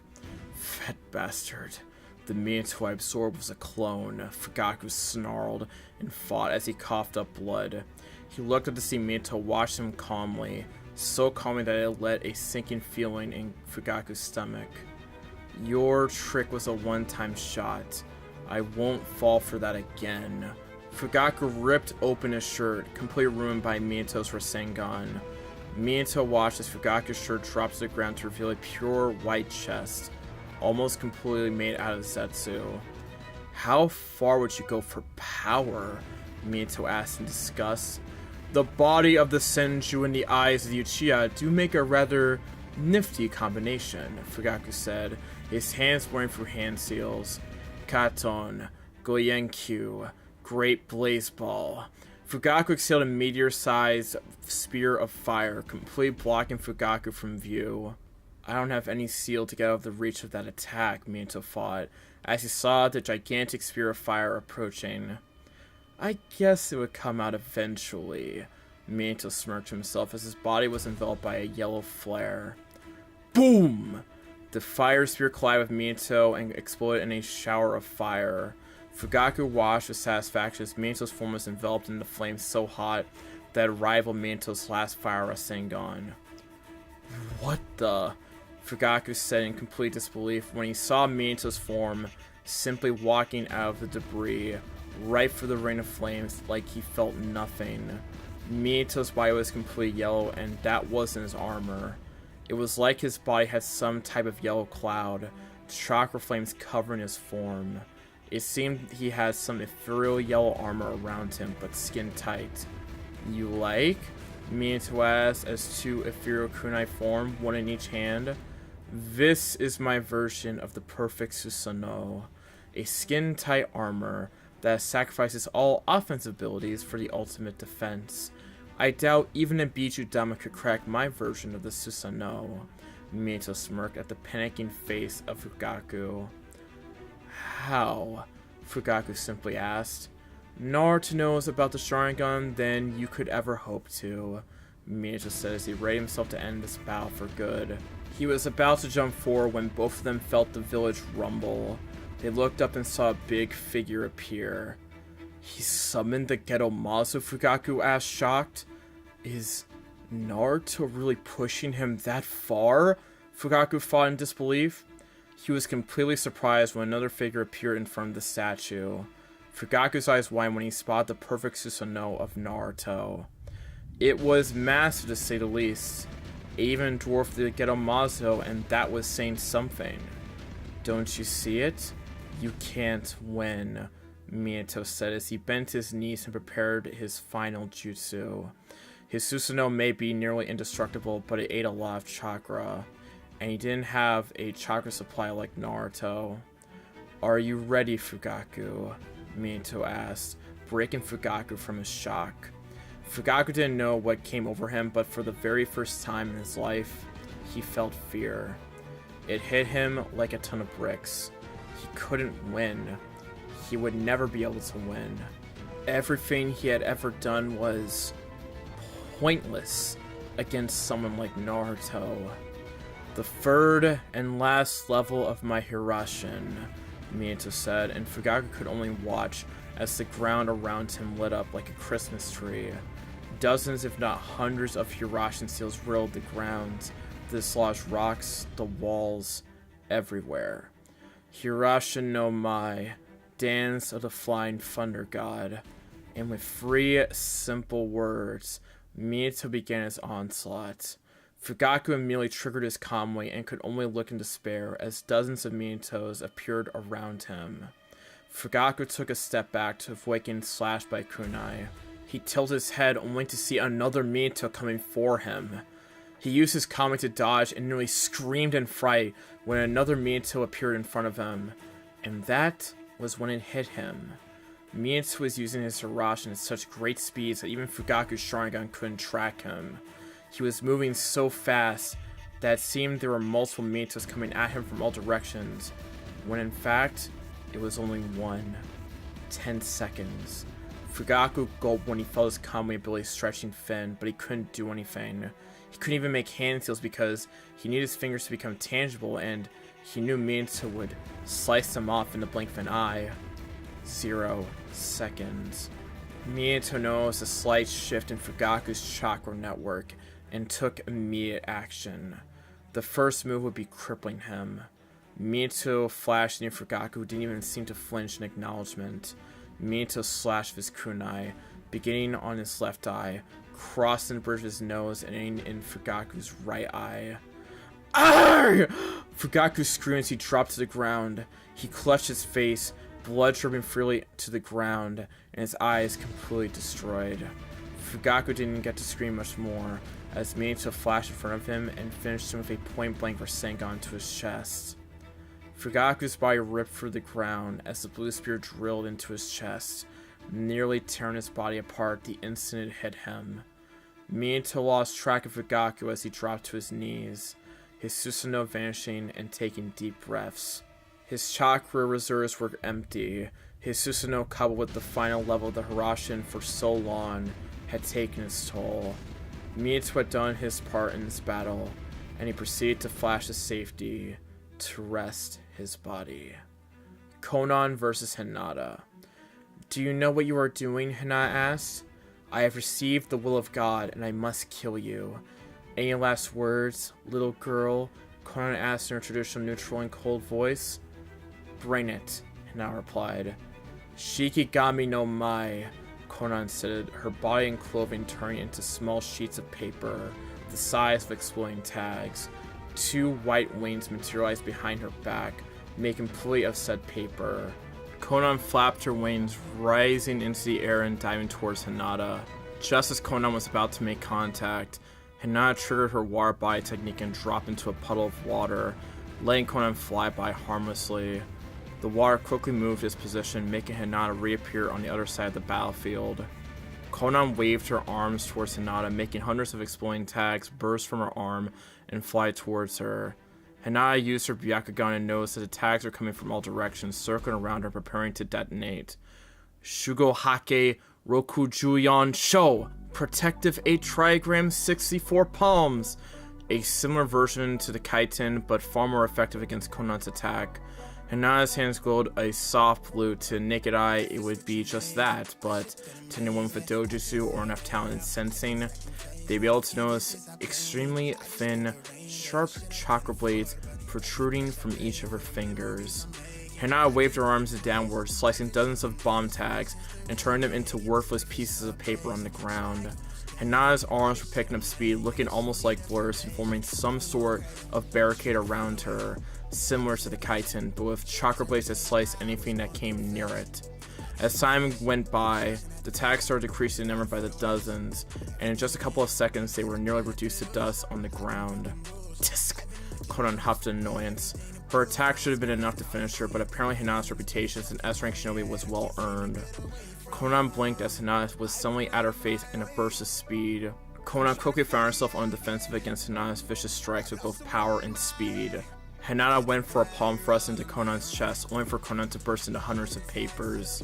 The papers swirled around Hinata as they flew off and slowly started clawing together, giving Conan's form back. Conan blinked as she stumbled backwards, barely avoiding an array of senbon. The needles were so small and were thrown with such remarkable speed and precision that she nearly got hit.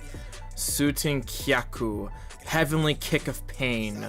Hinata came down from the sky, her heel hitting against Conan's back and smashing her into the ground in a large explosion. Hinata watched as Conan's form wavered as she fell apart into sheets of paper. Byakugan caught a blur, and Hinata jumped away, avoiding several paper chakrams. Hinata twirled around and blasted forward. Conan's eyes widened as Hinata closed distance in the blink of an eye, and all she could do was bring her arms up to shield herself. Smash! Conan was blasted backwards, crashing through the ground until finally coming to a halt. Hinata took a senbon and took a small blood sample from the ground where Conan had been in. She quickly sealed the senbon back in her wrist seals and waited for Conan to get back up. Conan dug her way out of the rubble and spat blood to the ground. She had enough with the Hyuga girl. She was going to end her now and go help Nagato against the QB brat. Conan was about to unleash her ultimate technique when she felt a change in Hinata. Your aura has changed, Conan commented with curiosity. It's called Senjutsu. Hinata began. Her purple markings around her face seemingly glowed with energy. By absorbing natural energy and finding the proper mix with the physical and spiritual energy that make chakra, I can create a new mixture called Senjutsu chakra. You would need to feel it to truly understand it, Hinata said softly, with clear passion in her voice. The thing Senjutsu chakra allows is truly amazing and scary sometimes. Naruto only uses Senjutsu to boost his own power to levels that can defy logic, but I am more subtle about it. To me, Senjutsu isn't only about power. The medical applications of Senjutsu are limitless. I can forcefully inject it into a chakra system and completely petrify a person, or I can use it to push my body to levels never before reached, Hinata said seriously. I can regenerate vital organs instantly, regrow limbs in a matter of seconds, push my body to the ultimate level by opening the 8 inner gates and living to tell the tale. Hinata laughed softly, raising her hand into the air, the purple markings spraying around her arms like a snake. The power of the world in the back of my hand. As long as I have chakra, I don't fall in battle, Hinata said, as her Byakugan flared to life once again. The world around her lighted up like a fire, her eyes able to see the natural energy around her, running through the ground like endless rivers, flying in the wind like flocks, running deeper in her veins like blood. The possibilities with Senjutsu are endless, and I've just begun to truly understand how chakra really works, Hinata said, ever so slowly, lowering her right. Like this, Hinata said, and slowly tilted her head. Conan's eyes widened when her hair seemed to increase to impossible length, and before she could even think of a proper response, Hinata's hair wrapped itself around Conan, pinning her wings to her back. Without a hand seal or anything else, Hinata's hair started rotating mid-air until it whiplashed Conan to the ground at neck-breaking speeds. Conan flexed her paper wings to break the fall, but even that wasn't enough to stop her momentum as she crashed to the ground, making a crater from the impact. Conan gritted her teeth, momentarily losing control of her origami bloodline, and her body returning to normal. Conan's hand was holding her shoulder as if she let it go, her shoulder would drop to the ground. With a sickening crunch, Conan pushed her shoulder backwards, placing it in the right place. You won't stop Nagato's vision, Conan said with vigor as she raised her arms to the sky. This time it wasn't hundreds, but thousands of exploding tags coming out of her arms. Her breathing started to get heavier as her chakra levels started to drop lower and lower, her ultimate technique taking too much out of her. Kami no Shisha no Jutsu, paper ocean technique, Conan said as the thousands of paper tags seemed to swarm Hinata and start to spiral around her body. Even if you transform into water, you won't get out of this alive. I prepared this technique should Tobi ever step out of line. Any last words? Conan asked. Yes, Hinata said, locking eyes with Conan, her Byakugan blazing. You followed the wrong god. Senpo Seka no Me, Sage Art's petrifying eyes, Hinata said, as Byakugan seemed to give off a silver pulse. Conan suddenly drew a harsh breath as foreign chakra flooded her system and started overwhelming her. Hinata was about to finish her technique and petrify Conan forever when both Kunoichi felt the village tremble. Hinata stumbled and dropped her eye contact, making Conan fall to the ground, coughing and taking a series of quick breaths. Nagato! Conan yelled at the blinding light on the horizon, where she knew Nagato was fighting against the QB kid. Conan jumped into the air, pouring the remnants of her chakra into forming her paper wings. Conan quickly flew off, with Hinata running after her. Kisame vs. White, Itachi. We meet again, Itachi-san, Kisame replied, grinning like a madman. It appeared he would get the bow he always wanted. So it seems, Itachi replied. People say I'm a shark, Kisame said, shrugging his shoulders. And sharks have to eat, Kisame finished, picking up his blade that seemed to shiver with excitement. Looks like Samehada has taken a liking to your chakra.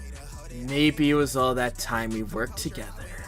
Soitan, Amaso I Koha, rainwater shark wave, Kisame said, flashing through hand seals and slamming his hand on a nearby pond. The water rose into the air and formed several large water sharks.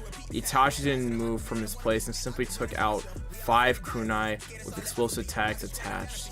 With a single hand, he threw all 5 kunai at each shark's mouth with deadly accuracy. 5 explosions was the sound of Kisame's technique being defeated.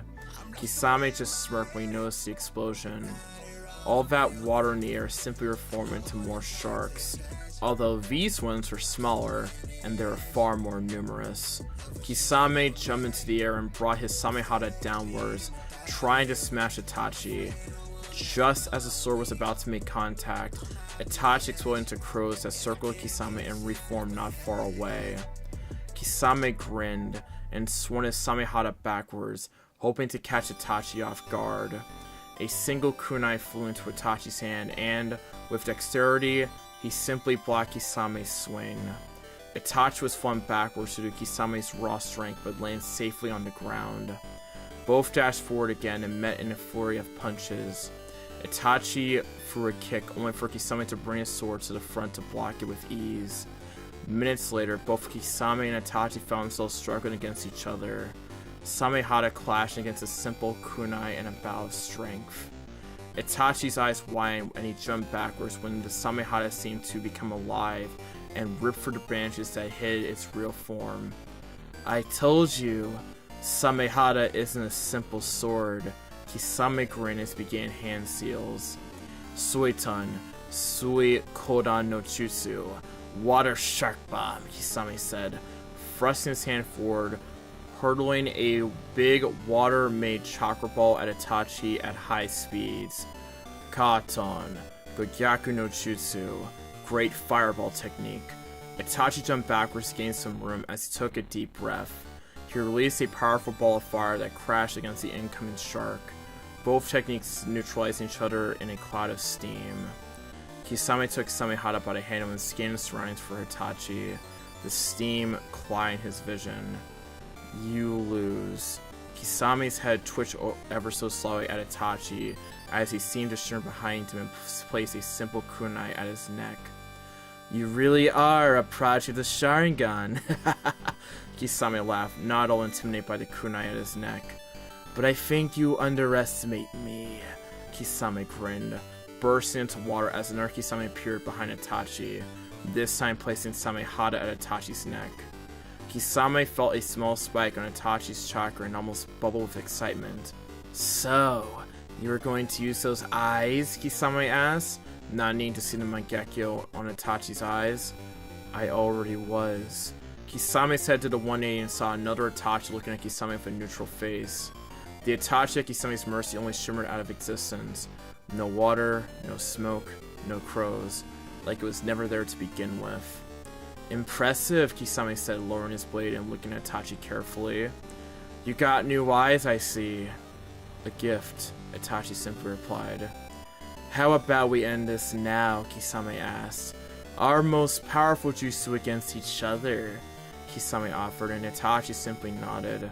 Itachi's eyes began to glow as Kisame began working through a long chain of hand seals. Soitan, Daikodan no Jutsu, Super Water Shark Bomb! Kisame shouted, thrusting both hands forward as a gigantic shark barreled towards Itachi. Its massive jaws opened and ready to swallow anything in its way. Itachi was enveloped by an orange glow, signifying the use of his Susanoo shield. In just a few seconds, Itachi was completely surrounded by his fully formed Susanoo, complete with a sword on his right hand and a shield in its left hand. Yata no Kagami, Itachi simply said, pulling his red shield forward. The Yatamir, an ethereal red shield that was rumored to be endowed with all 5 nature transformations, capable of negating any type of opposition, whether it's spiritual or physical. The rumor was about to be put to the test as a massive water shark approached. The shield lived to its expectations as it didn't even buckle when the water shark crashed into it. Taking use of Kisame's shocked face upon seeing the strongest ninjutsu attack negated like it was some little pawn trick, Itachi took his sword of the Toshika and thrust it forward, piercing through Kisame's chest. Kisame didn't scream out in pain or anything. Perhaps he was still shocked, or maybe he just didn't feel anything. Itachi, it seems that in the end, even a shark gets eaten, Kisame said as his form started to crumble and he was absorbed into the sword, sealed for all eternity. Blue Toyarama vs. Diva Path. Why do you follow the QB brat? The Diva Path asked in his monotone voice.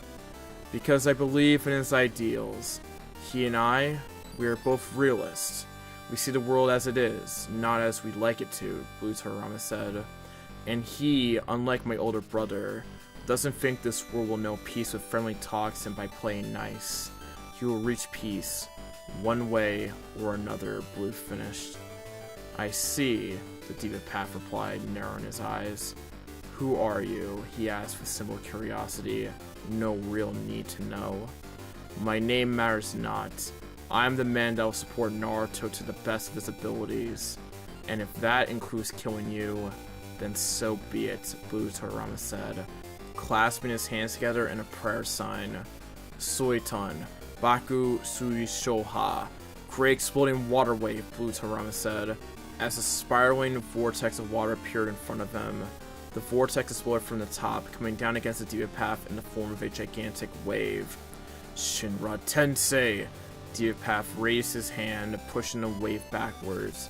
The remaining water circled around the repulsive barrier. If Nao's information is correct, he should have a small interval between attacks, Blue Toyarama thought, as he watched the water calm down and the Diva Path lower his arm. Blue flexed his right wrist, making a popping sound followed by a small cloud of smoke. Blue took the handle of whatever came out of the sword seals and channeled chakra through it. The handle seemed to roar to life, forming a blade of sparkling yellow light. It's the first time I've ever laid eyes on the Raijin no Ken, Sword of the Thunder God. If I remember correctly, it belonged to Nindaime Hokage of the Leaf, Senju Toyarama, the Diva Path said, not the slightest bit impressed by the legendary sword. Not belonged, Blue Toyarama said, bringing his hand to his blue mask. Belongs, Blue said, dropping the mask to the floor and showing his face with 3 red markings and shaggy white hair. Senju Toyarama, the Diva Path simply said, taking the man in front of him. I suppose I shouldn't be surprised by your appearance, seeing that the fourth is also alive and well, the Divapath stated. Suiton, Suidanha, Severing Wave. Turama spewed a highly compressed jet of water. The jet ripped through the ground like a knife through hot butter as it approached the Divapath. Shinra Tensei! The Divapath shouted. The water jet collided with the shield, splashing like water on hard floor. Toyarama immediately dropped his attack and threw a few kunai. My power isn't ready yet, the Divapath thought, tilting his head to the side and allowing the kunai to fly by harmlessly. Hirashingiri, Flying Thunder God Slash! The Divapath heard a voice behind him and quickly turned around, only to catch the smoke glimmer of yellow as the Raijin no Ken detached his head from his shoulders. Thump! The Divapath's head rolled to the floor as Toyarama turned off his sword. Some god, Toyarama muttered as he walked away to help Kumo deal with the invading force of Zetsus. Red Kushina versus the Predapath. Another one, the Predapath said, his Rinnegan boring straight into the red dragon. You have Uzumaki Chakra, the Predapath commented with slight curiosity. I'm related to Uzumaki Mito after all, Red replied, shrugging her shoulders. I have red hair like the real you. My Uzumaki genes are dominant, but does it matter? Don't expect mercy on my hand just because we belong to the same clan. You want my son...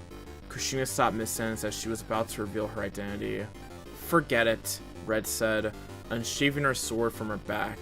Futon no Yoroi, Red said. Her body gained a small blue aura around her, almost invisible to the naked eye, but like a light bulb to her Rinnegan. Isen Chakra Wave!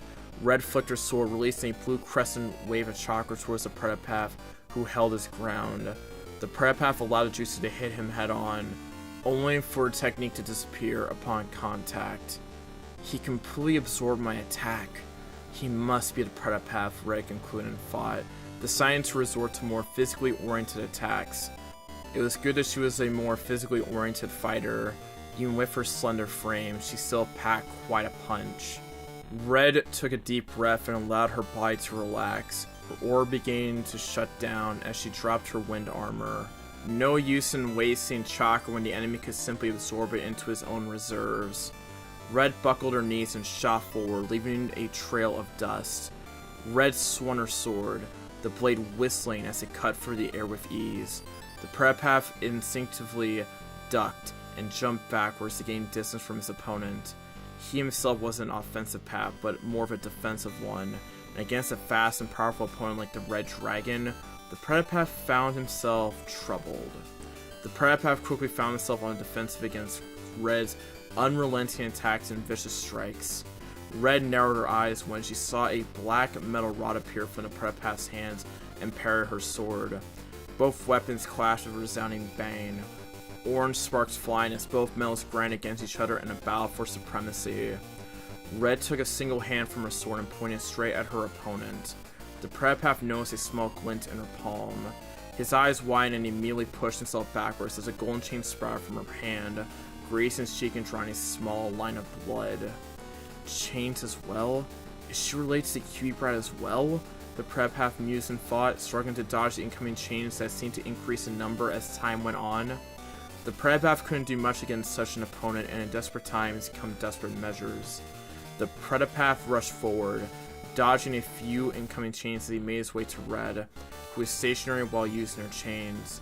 The Predapath spread his arms, making black rods sprout from each hand.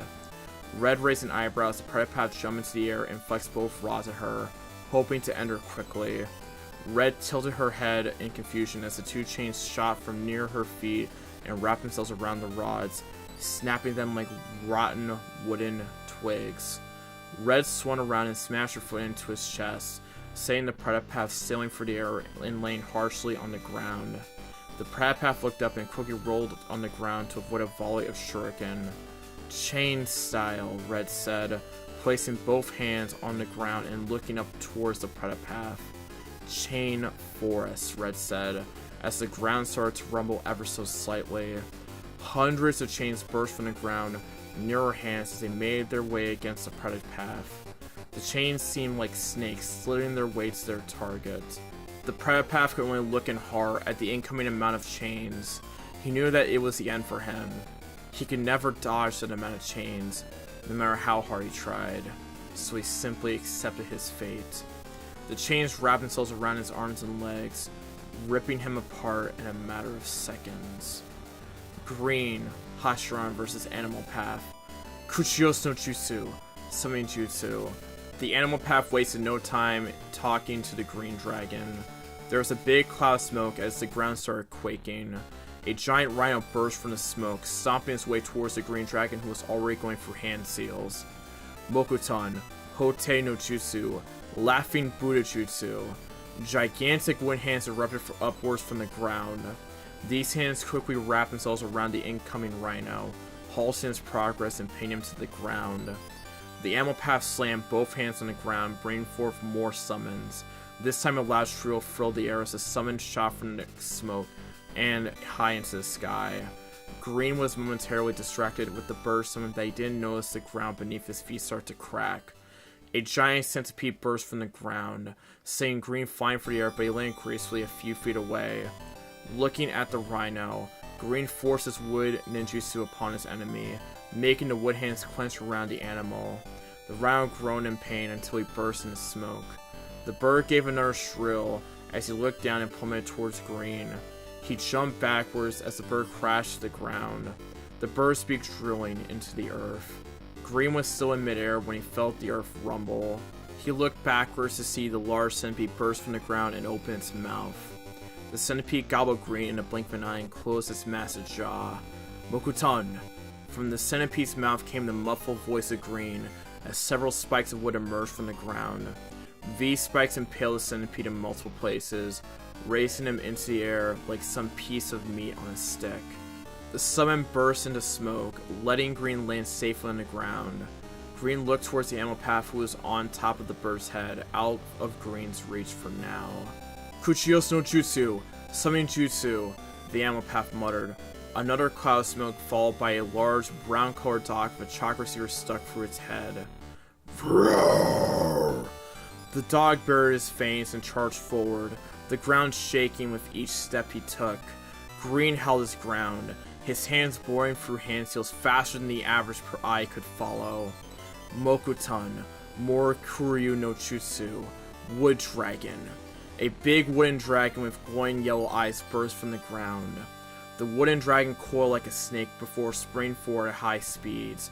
The dragon sneaked through the incoming dog's body, wrapped himself around his legs and bring him to the ground. The dog howled in pain, his snout meeting the hard ground when his legs were all tied together. To Green's surprise, the dog didn't disappear in smoke with that crash. No, in fact, the dog somehow split into two and rushed forward once again. Green didn't stop to ponder what happened, sent two more dragons forward, one for each dog, and the same thing repeated itself.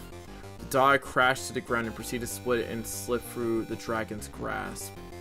It seems that I can't defeat that summon, Green mused and fought as the four dogs charged at him.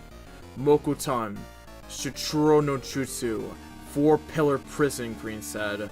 The ground grumbled, and this time not caused by the approaching summons. Green took his time, letting the dogs approach him until they reached the intended spot. Several timber pillars shot from the ground, forming a perfect square around the dogs. The dogs whined as they crashed into the wooden walls and proceeded to split once again. Although this time, they would not be going anywhere as they were confined inside the wooden prison. Time to end this, Green thought as he looked to the sky, watching the impassive face of the Animal Path. Mokuton Hijutsu, Jukai Kotan, Deep Forest Emergence. Dozens of trees rose from the ground, and this time they didn't stop at that. The trees continued growing into almost impossible heights as they went after the bird in the sky. The Animal Path's eyes widened when he saw gigantic trees approaching and immediately began evasive maneuvers. Excellent, Green thought as he watched the Animal Path getting distracted with the trees. Green clasped both hands together and waited patiently as several red markings spread across his forehead and cheekbones. Senpo, Myojinmon, Gate of the Great God. Two massive red toral fell from the sky. The Animal Path was busy dodging the trees and didn't realize the danger coming from above. each twirl in on one of the bird's wings, bringing him to ground level with a loud crash. The Amelpath jumped as the bird crashed to the ground and disappeared into smoke. He was about to swim more when the wind trees wrapped themselves around his form. "It's over," Green said, dropping down from the trees and laying in front of the Amelpath. "Nothing will stop me," the Amelpath said, before Green removed the chakra receivers, making the body fall to the ground dead. He was already dead, but this time, he wouldn't be a puppet anymore. Pink now versus the Astropath. Now dropped her mask onto the ground. There was no use hiding her face and identity when Fugaku had just told the world who was hidden beneath it. The old hag won't be happy about this, now grinned to herself at the thought of the old Senju hag rambling. "Traitor to your own family," the Astropath said, several mechanical contraptions bursting from his body. Fugaku was a traitor, now spat back, not appreciating being called a traitor. "He killed my sister just because she didn't follow his orders blindly like the rest of my pathetic clan," now gritted her teeth. She hoped that Minato was giving Fugaku what he deserved. "We were great, you know, once, but Fugaku drove us into his quest for power, and in the end, he ruined us. It's interesting how a single person can influence the world," now sighed sadly, before looking up and looking at the Astropath, knowing that Nagato was listening behind his puppet. "And he will do the same thing to all of you," now warned. "He cares only for himself. He doesn't share your goals, Nagato. You want peace. The only thing he wants is control over everything, and he will kill anyone that tries to oppose him." "I think you are mistaken about me now," the Astropath said, a slow chuckle escaping his lips. "Even I know there are no loyalties in the Akatsuki. Everyone is in there for themselves. Some for art, some for money, some for power, others just for the fun of it. But in the end, they all did what I ordered," the Astropath replied as his weapons rayed themselves. "Just like you," the Astropath pointed out, emphasizing each word as his head seemed to open to reveal a cannon. He started gathering energy just before unleashing a powerful chakra blast. Now dropped her head, her eyes finding the floor. "I know," now said softly, ignoring the incoming missile chakra. "I have my fair share of sins to atone for. And I think this is a good beginning," now said, taking both swords from her back.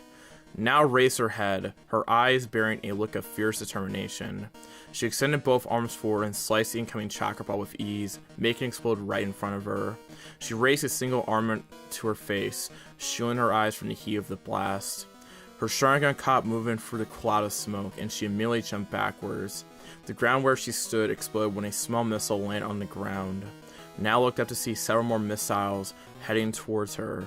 She turned around and started running from them. She looked backwards to see that the number of missiles had diminished, but the remaining ones seemed to be tracking her. Now placed a single sword on her back and used her free hand to take out several shuriken. With precision only the Uchiha clan was known for, the shuriken hit the missiles, destroying them right in midair. Katon, Gokyaku no Jutsu, great fireball technique. Now took a deep breath and released a powerful fireball that burned its way towards the Astropath. He remained in place as the blast of fire crashed upon him. Now narrowed her eyes when she noticed that the Astropath took the jutsu head-on but seemed unharmed. As the smoke cleared, the Astropath stood unharmed. His traditional Akatsuki cloak was ruined, leaving him bare-skinned from the waist up.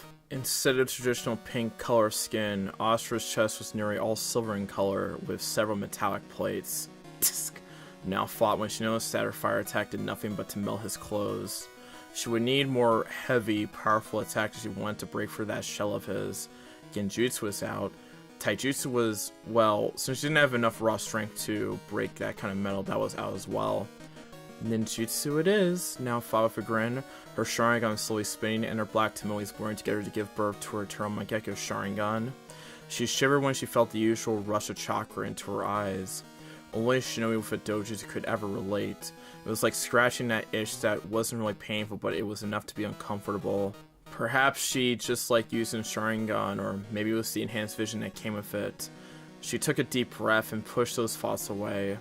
She was in the middle of a battle, and even the slightest bit of distractions could prove deadly. She slowly rose her eyelids, the world around her lighting up. She blinked slowly as she watched dozens of incoming missiles, courtesy of the Astra Path. Now stood her ground, watching the incoming missiles approach her so slowly, 1 inch at a time. Her eyes started releasing a soft reddish glow as a purple aura manifested around her body. She took her last sword and cautiously placed it on her back, as if two of her movement, it would break. The swords were one of the last remaining links she had to her sister, along with her eyes. It barely took a second for Susanoo to roar to life, shielding her body from the incoming threat. Now watch as the first missile hit her Susanoo's shield, and simply squashed itself like a mosquito on a window. The same fate happened with the following missiles. They didn't even scratch the surface of her ethereal shield. Now Susanoo grew in size, manifesting itself to its full height. A single, vibrant red-colored sword appeared on her right hand. Now flexed her own hand, and though Susanoo gripped the sword tighter, now cocked her arm backwards and pushed her sword forward at blinding speeds. The Astra Path dodged to the side and replied with several chakra blasts that crashed upon her Susanoo. While powerful in its own right, the Astra Path didn't have the weapons necessary to break through Nao's ultimate defense. Another swing and the Astra Path started running away, laying out a small chakra blast and the occasional missile. Now closed her eyes and took a deep breath in deep concentration. She snapped her eyes open, immediately locking his position.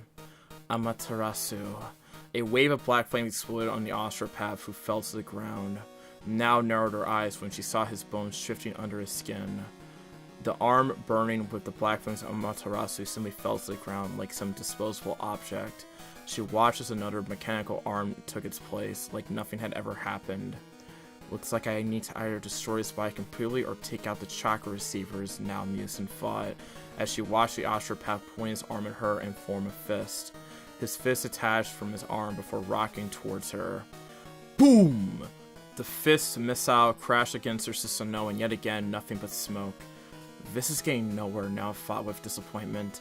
They're at a standstill. Her only way of winning was to destroy his body with her Susanoo, but he was too slippery for her to hit him. Kaien Bodhi, flame body, now fought, dropping her shield and channeling fire chakra through her body, making it explode with fire. She bent her knees before throwing herself towards the Astra Path. Kasai no Ken, fire fist. Her right fist glowed a dark orange as she swung her arm at her opponent. The Astra Path simply tilted backwards, watching the trail of flames her fist left behind. Now thrust her left arm forward. Hidama, fireball. A small fireball exploded from her arm, hitting the Astra Path straight in the head. Knowing that such an attack wouldn't stop his mechanized body, she rose her leg to kick him. The Astra Path simply caught her leg by the ankle and threw her away like some rag doll. Now twisted midair and landed safely on the ground. Her eyes started glowing once again, and a reddish aura of fire started darkening into a menacing pure black. Amaterasu no Yoroi, now says, staying there with her body completely covered in Amaterasu flames. She's feeding her chakra into the flames to stop them from burning her. The Astra Path fought and prepared as now blurred forward. Enton, Shi O Senkai, Inferno style, swirling death, now arrived near the Astra Path and unleashed a flurry of kicks and punches so fast that the Astra Path was finding himself pushed back. He couldn't block those attacks or he would be hit with the powerful black flames. Enton, Hi O Are Kuru, Inferno style, raging fire. The Astra Path's eyes widened when now unleashed a wave of black flames from her arms. The Astra Path pointed both arms forward and released a couple of chakra blasts to dispel the attack. He watched as the flames fell to the ground and started eating away at the rock. Now swung her arms wildly and watched as a ring of fire appeared on the battlefield, trapping both shinobi inside of it. It didn't take long for the flames to grow tall and easily block their view of the outside. You won't be going anywhere, now smirked, flexing her arms forward. The Astra Path scoffed at her pointless threats. He was, after all, a dead body being reanimated with the Six Paths technique, and should he ever be destroyed, Nagato could easily put his body back together. Shronoko. The Astra Path unleashed a couple more of the chakra bombs.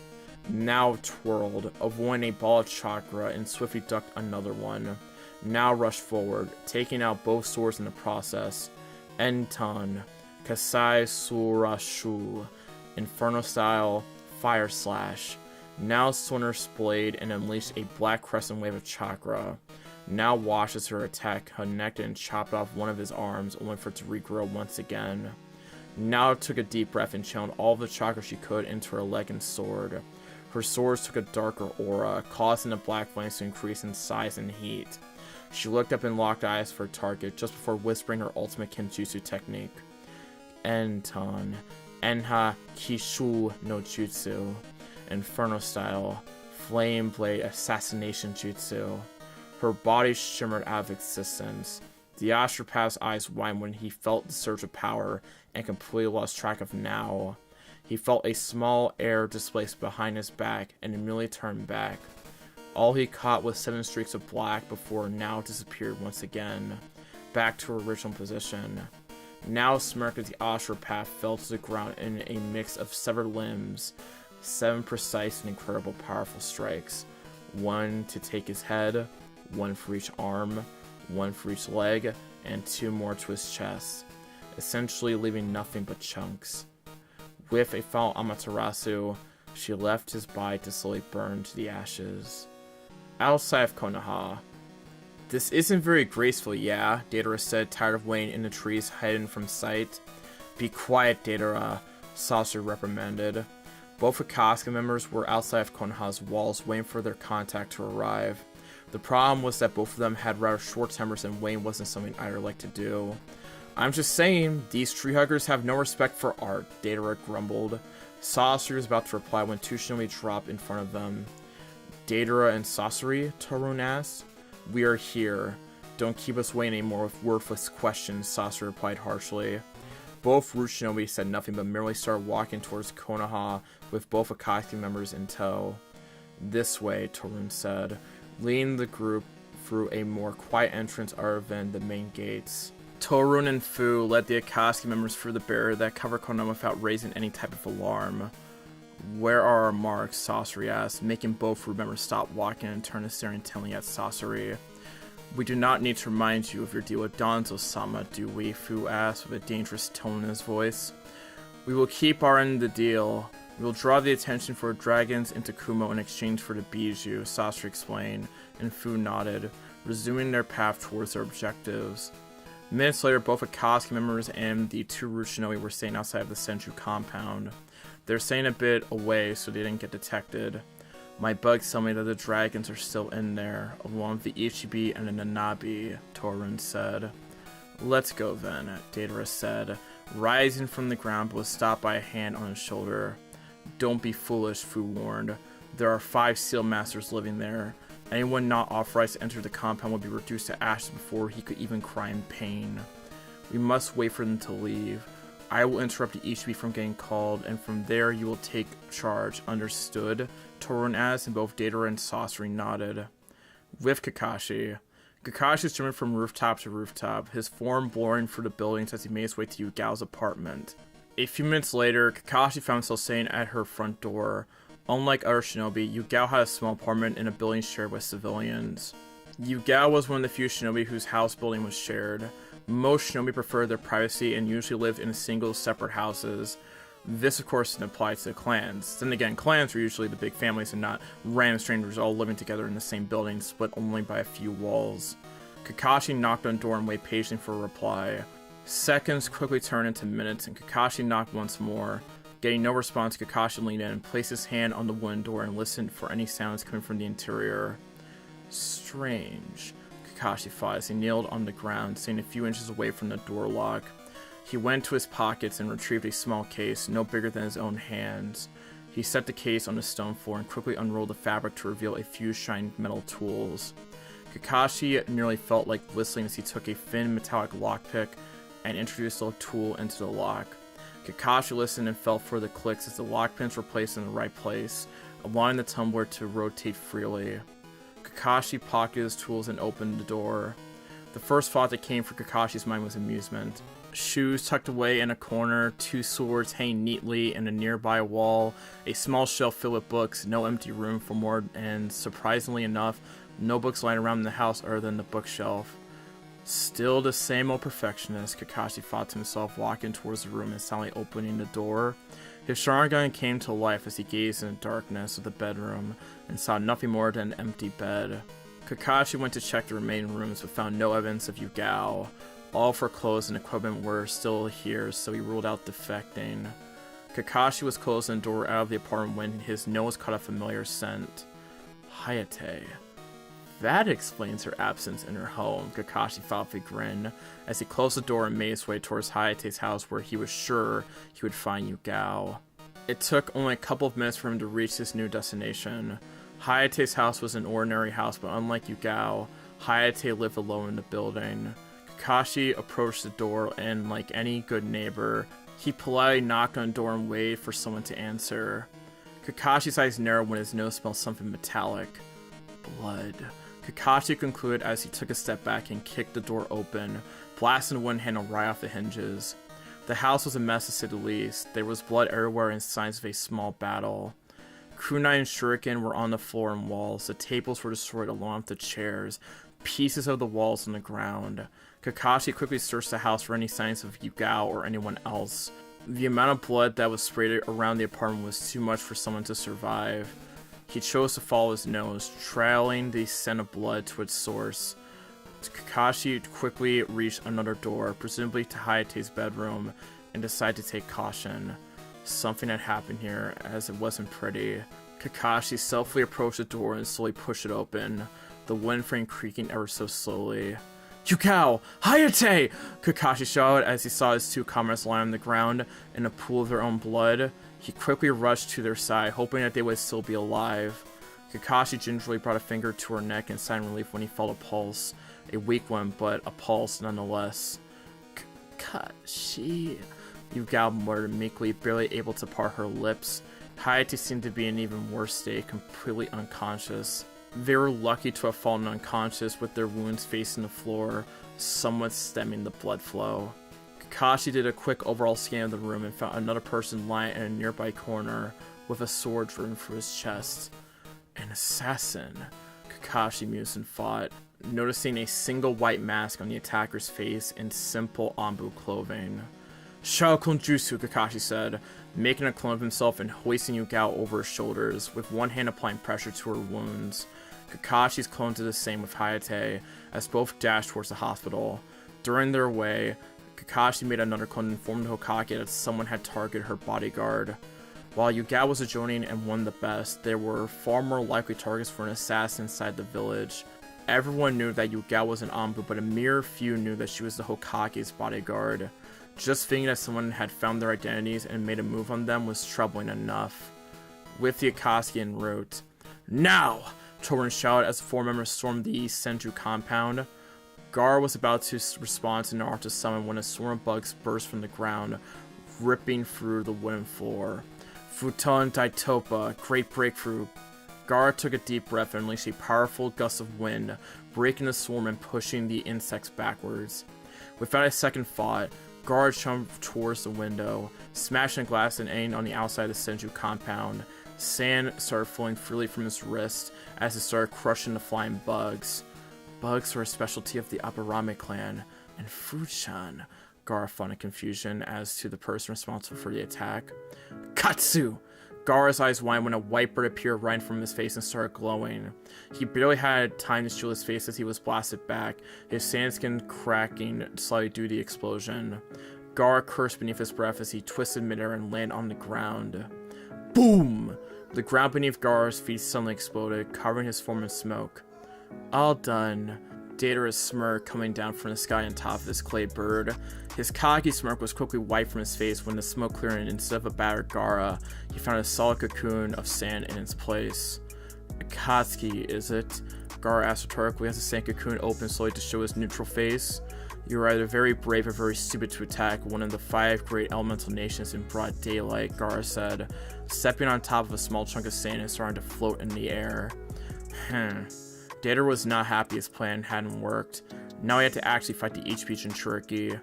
Looks like my plan failed, Datara grumbled in disappointment. Gaara was about to reply when they felt the ground start to rumble. Gaara's eyes widened when he felt a massive spike of chakra, and his head snapped to his left just in time to see a wall of the Senju compound being blasted open by a Biju Dama. Bastard! A deep voice came from inside the compound as Sasori came running from inside. Fu stepped outside slowly in her five-tailed Jinchuriki state. Piercing green eyes, dark blue chakra cloak. The ground cracked as Fu shot forward, heading towards Sasori. Gaara's eyes followed Fu as her Biju and Power Fist crashed in Sasori's form, obliterating the Akatsuki member into pieces. They are not alone, Fu-chan. Be careful, Gaara warned, remembering the swarm that nearly overwhelmed him earlier.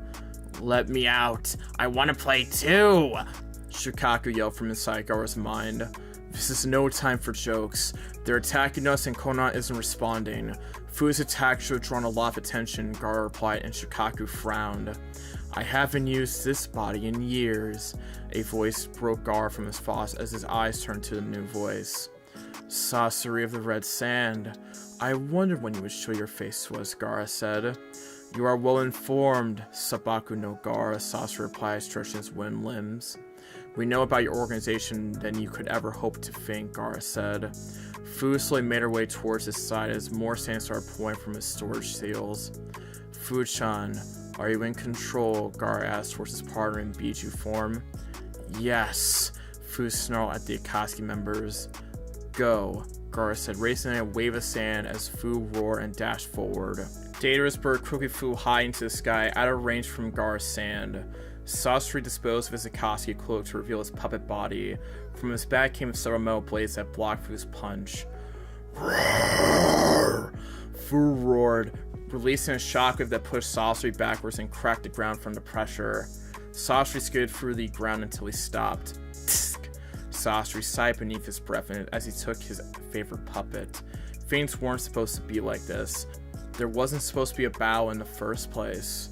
Satetsu Shigur, Iron Sand Rain. Sasori's puppet, also known as the Sandaime Kazekage, opened his mouth, releasing a cloud of black rains of iron. Satetsu Kishu, Iron Sand Gathering. The iron sand started compressing into high-density shapes, the size of small houses as they hovered in the air. With a flick of the wrist, Sasori commanded his puppet to send a barrage of chunks of iron towards Fu. Fu watched as the weapons of iron quickly approached and she bent her knees, disappearing from position with a loud swoosh sound. Sasori took an involuntary step back when he lost track of Fu. He caught movement in the corner of his eyes, forming a metallic sheet of iron in front of him, just in time to block a Biju-powered fist from Fu. Her punch connected with Sasori's defense with a loud bang, the sound reverberating through the air, a testament to both the power of the strike and the sturdiness of Sasori's shield. Katsu! Datara yelled, as dozens of white clay bombs surrounded Fu and exploded. Datara narrowed his eyes and scoffed when he noticed Fu completely enclosed in sand, protecting her from the blast. Roar! Sasori's eyes widened in shock when the sand dome opened and a bright glow emanated from the inside. Biju Dama! Fu released a tail beast bomb at point-blank range. When the smoke cleared, there was no puppet or puppeteer to be seen. Fu took a whiff of the air and her head snapped to the sky where she saw Datara flying on his bird with Sasori next to him, with a missing arm. We cannot fight them head-on, Sasori said, looking at his missing arm. They have too much raw power for either of us.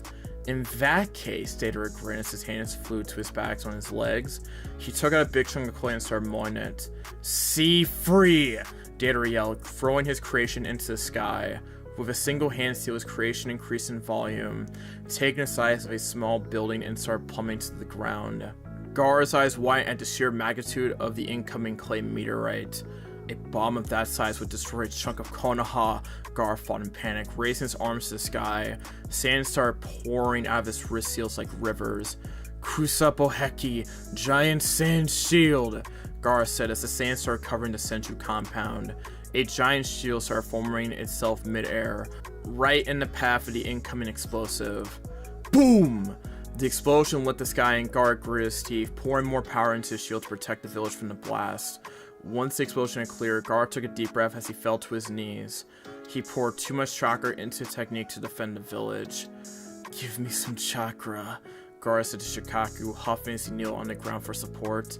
Now you want my help? Shukaku snarled at his Jinchuriki. Please, Gaara said, and Shikaku scoffed. Fine, but it'll take a while to replenish your chakra reserves. Even with me helping, Shikaku replied, and allowed some of his chakra to seep into Gaara's network, slowly refilling his reserves. Whoa! Datara shouted, forcing his clay bird to bank left all of a sudden as a tail beast ball barely grazed him. Datara started evasive maneuvers as Fu started firing multiple Bijudamas against the bird, trying to bring them to ground level. She looked towards Gaara and saw him slowly regain his breathing. Gaara-san! Gaara's attention turned to the incoming voice as two Anbu squads arrived at their position. Reinforcements? Sasha rhetorically asked. It was bound to happen with all the ruckus you made, Sashi said towards Datara, who huffed in defiance. Does it matter? Datara grumbled. Let's just take the Jinchurikis and be done with this. Help her, Gaara said, slowly regaining his breathing.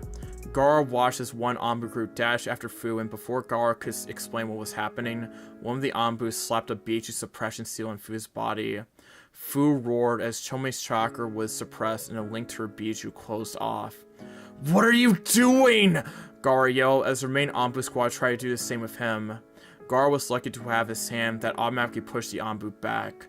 Gaara's mobility was still impaired, but a heavy usage of chakra, and he didn't have many options left. Whoever these Anbu were, they were working with the Akatsuki. Gaara was forced to jump backwards as the Anbu group engaged offensive actions against him. What is happening? Gaara fought as he dodged another sword strike. His eyes turned towards Fu's unconscious form, her body being loaded onto Datara's bird. Konoha has been compromised, and the rest of the group was drawn to another battle, Gaara thought, pondering his options.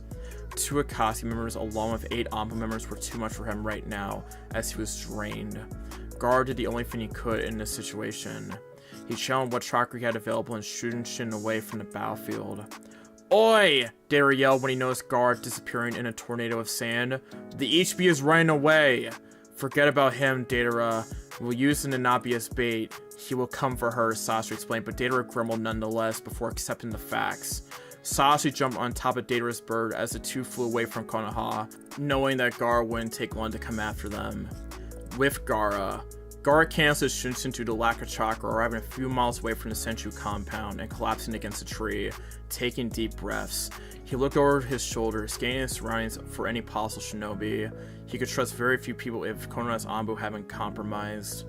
Gaara looked at the sky and noticed a white bird hovering around Konoha and flying away. Gaara strained his eyes at the bird itself and saw Fu's slim form on the bird. I'll need help, Gaara said out loud before dashing towards the only place he knew he would get help to rescue Fu. What's taking so long? Gaara asked towards his Biju. Well, excuse me for not being able to flush your system when chakra like the cubic, Shikaku snarled. Just give me what you can, Gaara replied, trying to avoid conflict with the raccoon and his mood swings. Gaara stood up, having regained his breathing, and ran towards this Aburame compound. The Shunshin was out of the question. He had used what little he had left to get away from the Akatsuki. Aburame compound. Push him back to the woods, Shibi yelled to his clan. All of a sudden, his compound was being swarmed by 2 Anbu squads. Hijutsu Mushi Tatsukami, Insect Tornado, Shino said, as the bugs surrounded the enemy and started spinning around them at high speeds. As the tornado was spinning, each bug took a bite of each one of the Anbu. It was mere moments later the Anbu were all but disintegrated. It's done, Shibi said, taking a few deep breaths and falling to his knees. Arg! Shibi suddenly began yelling in pain and fell to the ground, squirming in pain. Father! Shino yelled, yet rushing to his father as well as some members of the clan. What's happening? Some member asked, clearly wondering what was happening to their leader. Shino laid his father flat on the ground and ripped his chest closed to display a glowing purple spot in the middle of his chest. Rinkaichu.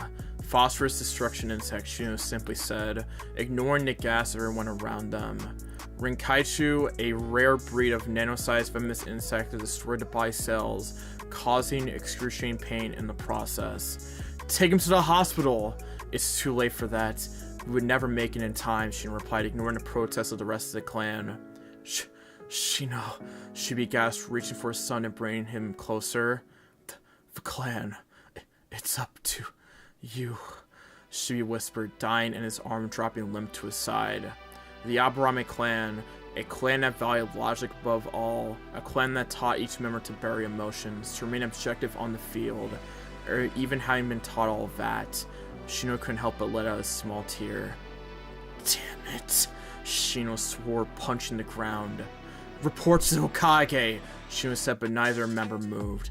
Now! He snarled, startling everyone around him. The members scattered to fix the damage that had been done to the compound and to report to Hokage. Shino sighed and picked up his father's body. He didn't need to worry about the Rinkaichu since they went and destroyed themselves once the host they had fed upon died. Shino quickly made his way towards the compound. A small walk, but it felt like miles. Shino arrived near his house and looked as the door opened. Shino? A female voice appeared on the other side. No, she whispered when she saw Shibi's limp form being carried in his son's arms. Shibi! She yelled, rushing towards them. Shino stopped and lowered his father to the ground, allowing his mother to envelop Shibi in a desperate hug. Sorry, Shino said, his voice raspy and dry.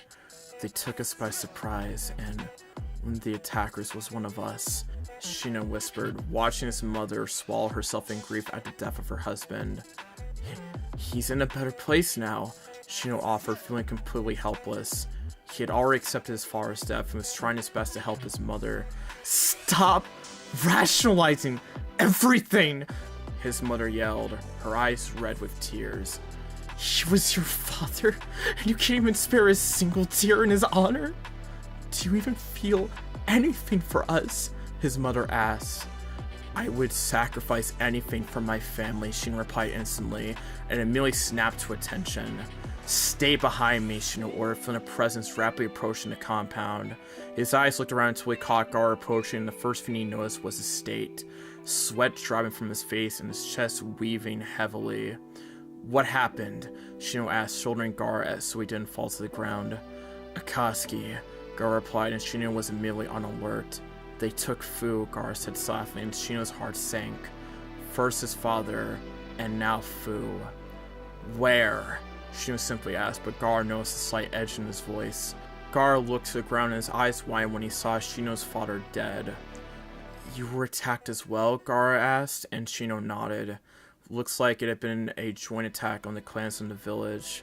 Gar could only speculate on the goal of everything. Rest, Shino said, and lowered Gar to the ground. What are you going to do? Gar asked, finally being able to rest for a few minutes.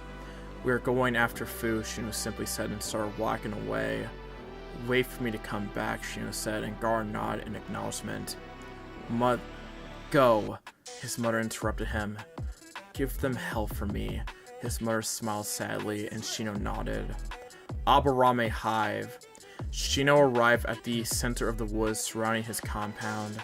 He slowly entered the room and made his way towards the center of the room. As he walked, he looked around to see several hives all around the room. Here was where they grew their bugs, and where they performed the ceremony on the newborn. Shino stopped right in front of a large box. It was just an ordinary box, staying on a simple wooden desk. While seemingly plain, this box had etched a single word on the front. Forbidden. Shino paid no second thought and opened the box, taking a jar out and gently lowering it onto the table. Shino placed a hand on the lid and hesitated ever so slightly, before picking the jar and smashing it on the ground. As the jar shattered on the hard floor, a large swarm of bugs burst from it, immediately accessing the fret, and completely covering Shino from head to toe in a shroud of darkness. Shino gritted his teeth in pain, but did not waver for even a second on his decision. You took my father from me, Shino said, dropping to his knees. But with you, I will rescue Fu, Shino replied. His eyes burned with fire, and the bugs seemed to feel his power and determination. The swarm slowed down and began slowly flying around him. The bugs slowly landed soft on him and started slithering their way into his skin. Shino dropped his black goggles to the ground and slowly stood up. His skin was now a deep purple, and his eyes shining bright silver. Let's go hunting. And that is the end of chapter 57, which is the last chapter for this video. Originally I wanted to do chapters 56 and 58, but no. For reference, chapter 56 was only 45 minutes long. This chapter was nearly 2 hours long, as you can see. And the next chapter for this arc, by the way, which is the Dragon's Wrath Part 2, is around the same amount of length as this chapter. yeah, there was no way that I was going to read chapter 58. It was just way too freaking long. I do apologize for that, but again, it's just like, I usually limit these to around less than 3 hours, especially considering the fact that I usually make these into movies as like one compilation. This was just freaking ridiculous in terms of how long it was. Good news is that the next few chapters are not as long as these two chapters, but A Dragon's Wrath Part 1 and Part 2 are just freaking behemoths on their own. Anyways, in terms of some other stuff, again, Legacy should only be done in no more than 4 videos. So we're approaching the end of this series. If you have any fanfics you want me to read in the future, I will do that. If you have any other content you want to suggest to me, please suggest that to me. And if you guys are enjoying the content, you have the option to subscribe. You don't have to, but it makes me feel pretty good, and you know, it lets me know I'm building up an audience. Anyways, I hope you guys enjoyed. Shout out to our patrons. To our patrons, give to one Night Slasher. Their names are on screen. And yeah, that's about it. That's been your boy, the Anime Sound. Peace or ha. Cue that outro.